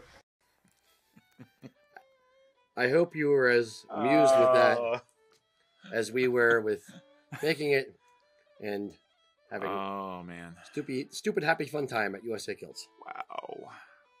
Yes, my favorite part was the commercial. I agree because I wasn't in it. Mac, what are the people saying? There's a whole lot of chatter going on. Have we annoyed and lost all of our viewers with our spectacular acting abilities? From when it started to now, we only lost one person, so we're doing pretty good, I guess. Bet you that person has the same haircut as I did in the video. There was a lot of talk about the. You like that, guys? I have to shave every month. I have to shave every month for this show. I hope you appreciate it. He makes me do it. I don't want to be the only guy with male pattern baldness on the show. Yes. Any positives? Any negatives? Any questions about it outside of what the hell were you thinking? Yeah, there's a lot of oh my, what is going on? You know but no, everyone's saying it was great. They loved it, so thanks. Very good. Thank you. We even got a heart. Are you not entertained? Yeah. Do you know how much time and money that costs? Yeah. In all seriousness, I want to know. Here's my question of the day. Tell us in the comments, whether you're watching this live or after the fact. Tell me, do you think we should run that actual commercial of the Do You Hate Pants? Should we run that as a real commercial? And should we put ad money behind it? I want to know if you guys think it's going to be funny or if it's the dumbest thing ever or if it's funny because it's the dumbest thing ever. Yeah. So let me know what you think of that. It's all about the Wilhelm scream. That's right. Love it. I love the whole thing. Yeah. Just the absurdity of it. It is pretty absurd. It's pretty absurd. I love it. I needed to see it exist. Okay. Yes. Okay. And it exists now. I'm sorry, world. I'm sorry, Scott. Great. Very good. Should we wrap up with a few more questions, maybe, if anybody wants? Let's do one. We'll do, if there's any more Okay. from Mac, we'll From ask me? if there's Okay. any more from you. Okay. All right. And I'm back to drinking now. Yes, everyone's saying run it. Oh yeah. Okay. Okay. They may be biased though. This is an interesting one actually. And this comes from Mr. Fedora, our YouTube viewer. He had asked this. I've been told that the kilt, in its present skirt-like design, was actually invented by an Englishman. Is this true? I think you know the story he's referring to. Yeah, Rawlinson or whatever. Rawlinson. Rawlinson, yeah. There is some historical evidence, not overwhelming amount, but there's some historical evidence that a gent who was English moved to the Highlands of Scotland. His name was Rawlinson back in the 17 or 18? 1730s at the latest, maybe 1720s. Okay. I forget when the letter was written. There's the evidence, but English guy moved to Scotland, worked as a smelter or something with iron. As an ironworks. Yeah. And basically adopted Highland garb since he was living in Scotland and started wearing a grey kilt and realized quickly that, gee, if I didn't wear the top part of the grey kilt, I could have freer range of motion and that kind of thing. So safer. It was safer, yes, all that. And that is where the story of the kilt was invented by the English comes from. It's partially factually true, but not entirely. And for a couple reasons. One, there is some evidence that a version of the filabeg, which is the small kilt or half kilt, was already in existence by that point, versus the filamore, which is the grey kilt, which is the full thing, over the shoulder and that kind of thing. The grey kilt was already, woven two small pieces of cloth that were actually spliced together, and that's how you wore it. So ripping the kilt in half, as the story goes with Rawlinson, wouldn't have had to necessarily been done. You just don't sew the pieces together. On top of that, the kilt as it is now is a fully tailored garment, specifically to the people's own measurements. Rawlinson did not push that forward. He was literally, if you give him credit for this stuff, he was only the guy to say, hey, it's cooler if you only wear the bottom half, not the top half. Cooler as in temperature. He didn't tailor the kilt. He didn't do any of that. He didn't invent the kilt as it stood before that. He didn't invent the great kilt. He probably didn't even invent the half kilt. So at best case scenario, he's somebody that affected to some degree the evolution of the kilt. He didn't invent it or make it or whatever. He was just kind of one of the stepping stones along the way at best. I'd say he was probably an example of what other people were doing at the same time. It's just that people remember the story because he was an oddity because he was English. That's fair as well. He was not the first Englishman to try wearing a kilt, by the way. There were other Englishmen who went to Scotland and adopted the dress because they realized it was awesome. And they wanted to fit in with the culture. Yeah. But I suspect that it was kind of just happening in general, just as a practical option. Yeah. Now I think the second part of that story is that there was a duke who saw him doing it and thought that's a good idea, and he started wearing it that way too. And then he became, because he was a person of authority, he was the one who got the fashion rolling. But as I recall, there is some evidence from some heraldic art, like displays of coats of arms, where you see a Highlander as one of the supporters of the arms, and they seem to be wearing a filabeg. It's scanty evidence, as a lot of early kilt history is, and that predates Rawlinson. Exactly. Yes. Yeah. So that's like 1600s. So, okay. So he's I think he's just an example of it happening. But when the popular media, especially the English popular media, gets a hold of something like that, then it's kind of like, oh, hey, check it out. But it's because it's an oddity. It's not like he really did it. Yeah, and there's also the effect of the age of the internet and people wanting to know things, or coming up with stories, or embellishing stories, or misremembering stories, or moving things along. And that's why you got to be careful about what you're reading, what you're taking in, making sure that it's factually accurate, and kind of thinking about things critically, and not just, oh, this is the story my grandpop told me, so it must be true because he was my grandpop and he wouldn't lie to me. He's not lying to you. He just didn't know the facts back then, and then you're just pushing it forward. And I think people like to glom onto stories like that because as a modern culture, we have a tendency to want to look for clay feet on all of our idols.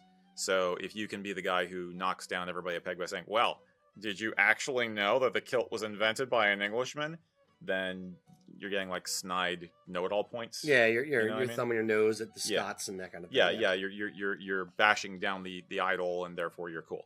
So there's that. But yeah, it's a mountain out of a molehill, in my opinion. It probably happened. Probably English guy came and wore a Philibeg. I don't think he was the only one. I don't think he was an innovator. And it's certainly not the Scots were not like saying, this Englishman has given us a great idea. You know, how about that? Let's all start drinking tea also. No, it was, they're already drinking Change tea. your accent. Worst Highland The accent. Articles of Union aren't such a bad idea after all. Bully, bully! Yes, jolly good. Tally ho. We're getting worse, not better. I have English ancestry too. I can pick on them. So yeah, but it's an interesting anecdote, but it's just an anecdote. It's not really how he wasn't responsible for the clothing evolving. It was just evolving.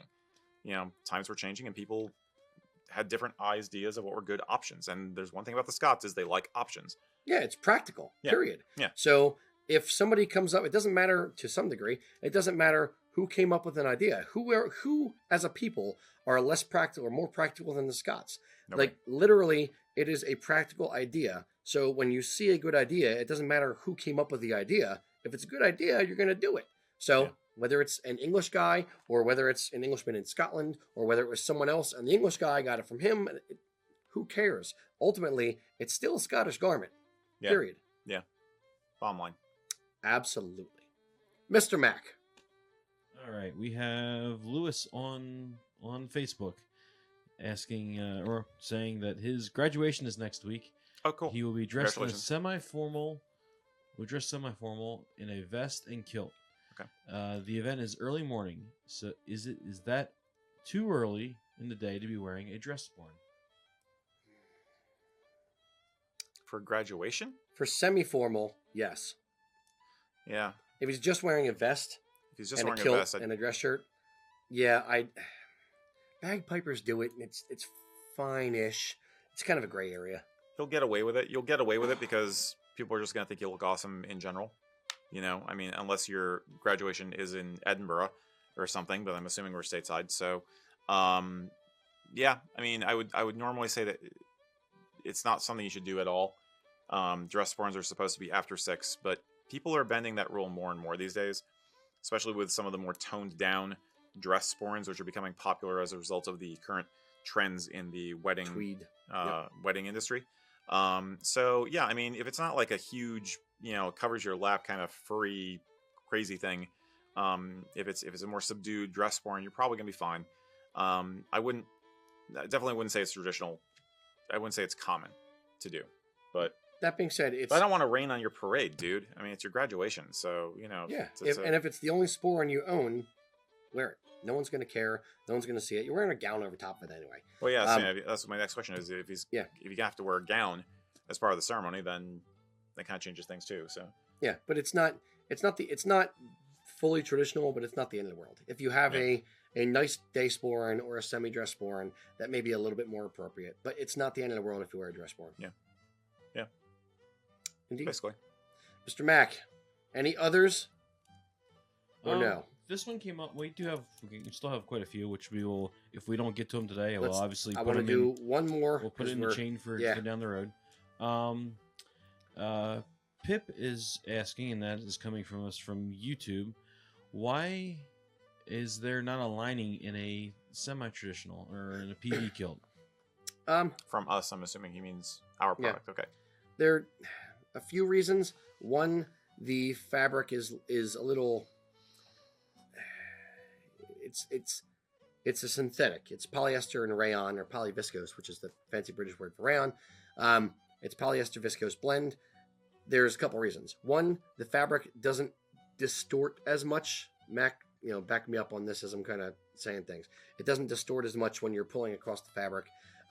2, it's a cost-saving thing, period.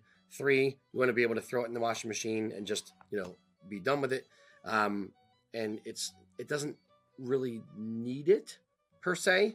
Yeah. So ultimately, since it doesn't need it, and it is supposed to be a purposefully less expensive kilt than wool kilts, we try to keep the cost down. Part of that is not putting the lining in the semi-traditional kilt like we do in the 5-yarders and the 8-yarders. Any additional? No, I wouldn't say there's anything. I mean, it really doesn't. You said it doesn't really need it. Yeah. There's no sense in adding an extra layer in there. Helps where keep it doesn't- lightweight yeah. too. I Yes. mean, it is definitely supposed to be a lightweight, summer weight kind of a kilt. Yeah. So. A lot of the lower end, I'll say this, a lot of the lower end kilts, meaning, like acrylic and things coming from overseas, they have linings, but they literally serve no purpose. And some of them are actually hurting the kilt. I remember the one that we got for our Cash for Clunkers program way back when. One of the kilts we got in from Pakistan had the lining sewn in the back, and it was actually not sewn as a band across the back of the kilt, but it was actually sewn in like as a semicircle, and it was tacked down, and it went all the way down the back of the kilt to like that far above the bottom of the pleats, and it stopped the pleats from moving. Like, it was just poorly designed. Yeah. So it's one of those things where it doesn't really need it. So if it's not necessary, then why just throw it in just for the sake of throwing it in, just to say it has a lining? It doesn't matter. Didn't we see one once where they had glued the kilt together and they used the lining basically to cover where they're gluing it?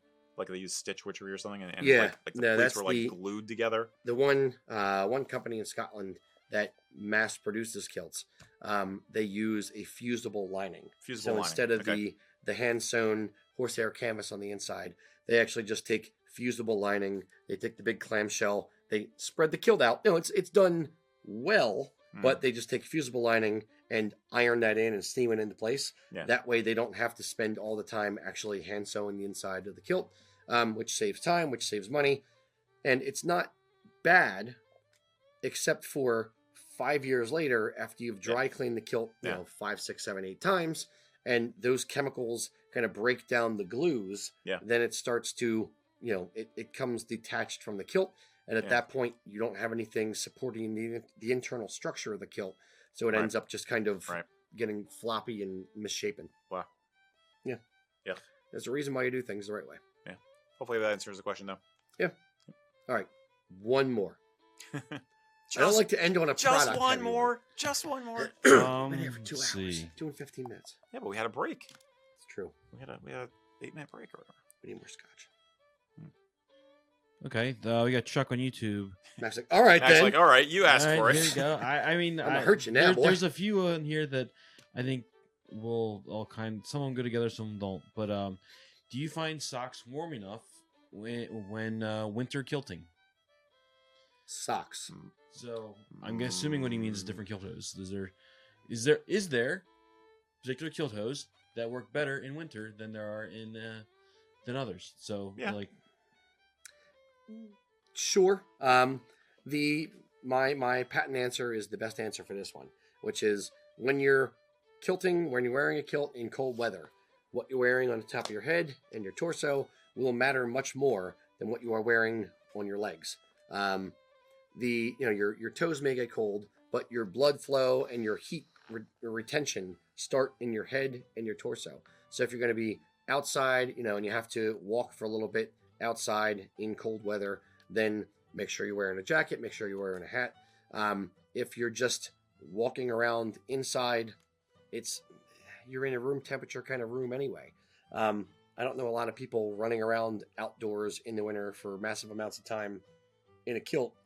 And if you are, I know guys who hunt in a kilt. But fair, but at that point, it's like kilts are kind of like wearing shorts.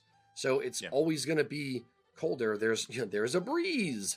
So it's, there are some pairs of kilt hose which are going to be warmer than others. For instance, Lewis hose or the hand knit kilt hose are going to be a little bit warmer than others. The other thing I would say is potentially, if you're going to be out for a while, maybe wearing a pair of thinner cotton crew socks underneath your kilt hose. 2 layers. That's one layer. That's one option. It's going to add thickness to your shoes. But I'd say basically kilt hose in general are going to be better than any other regular socks in terms of like modern socks. I would say that the higher the wool content, the better off you'll be in the winter. I definitely like my hand knits when it's really, really cold out and I want to go for a hike or something. That's my go-to. I will definitely go for the hand knits.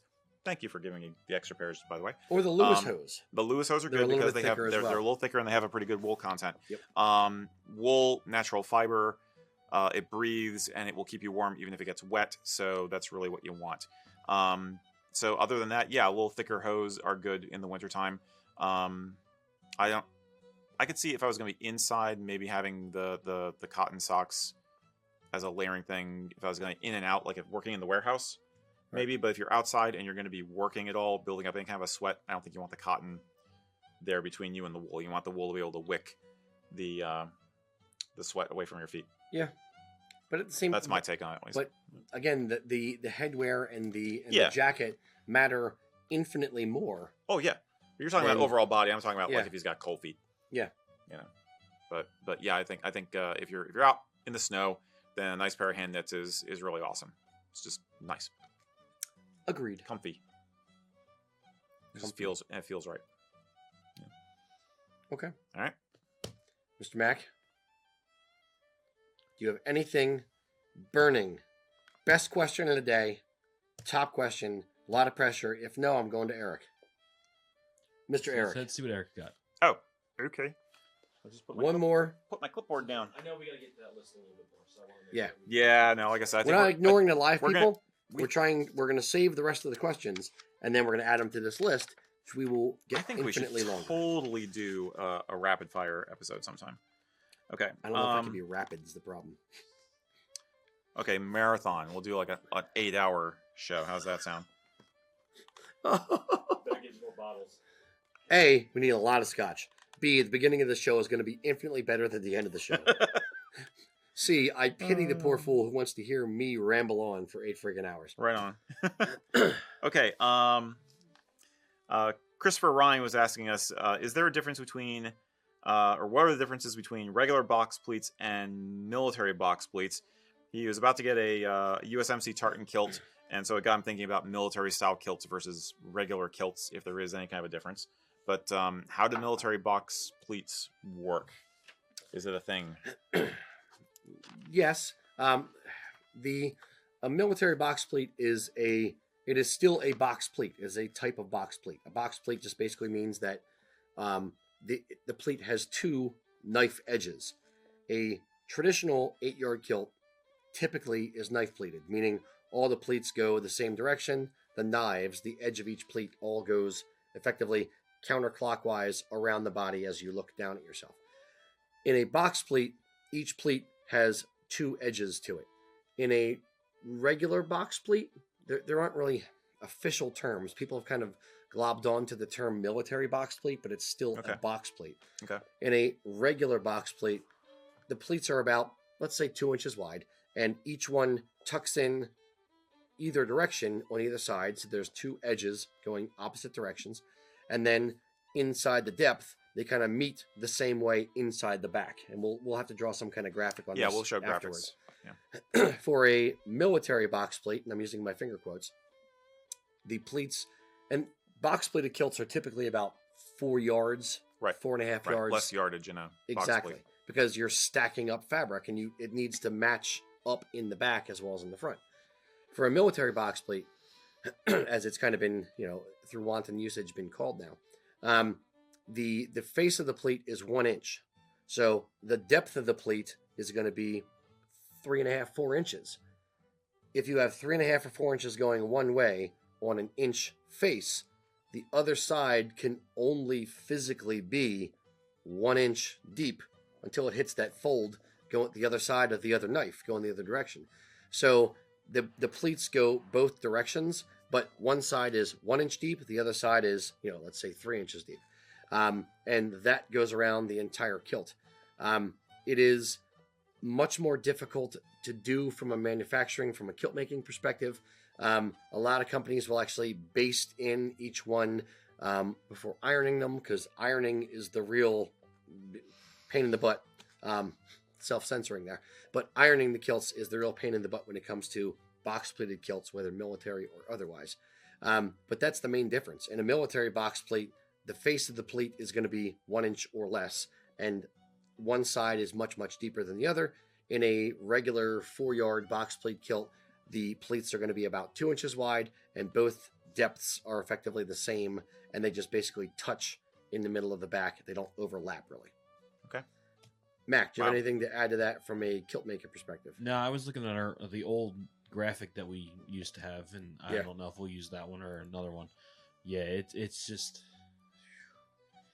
It's a box mess. Pleats, box pleats are they're tough in the aspect of just ironing them and getting them ironed straight and even is.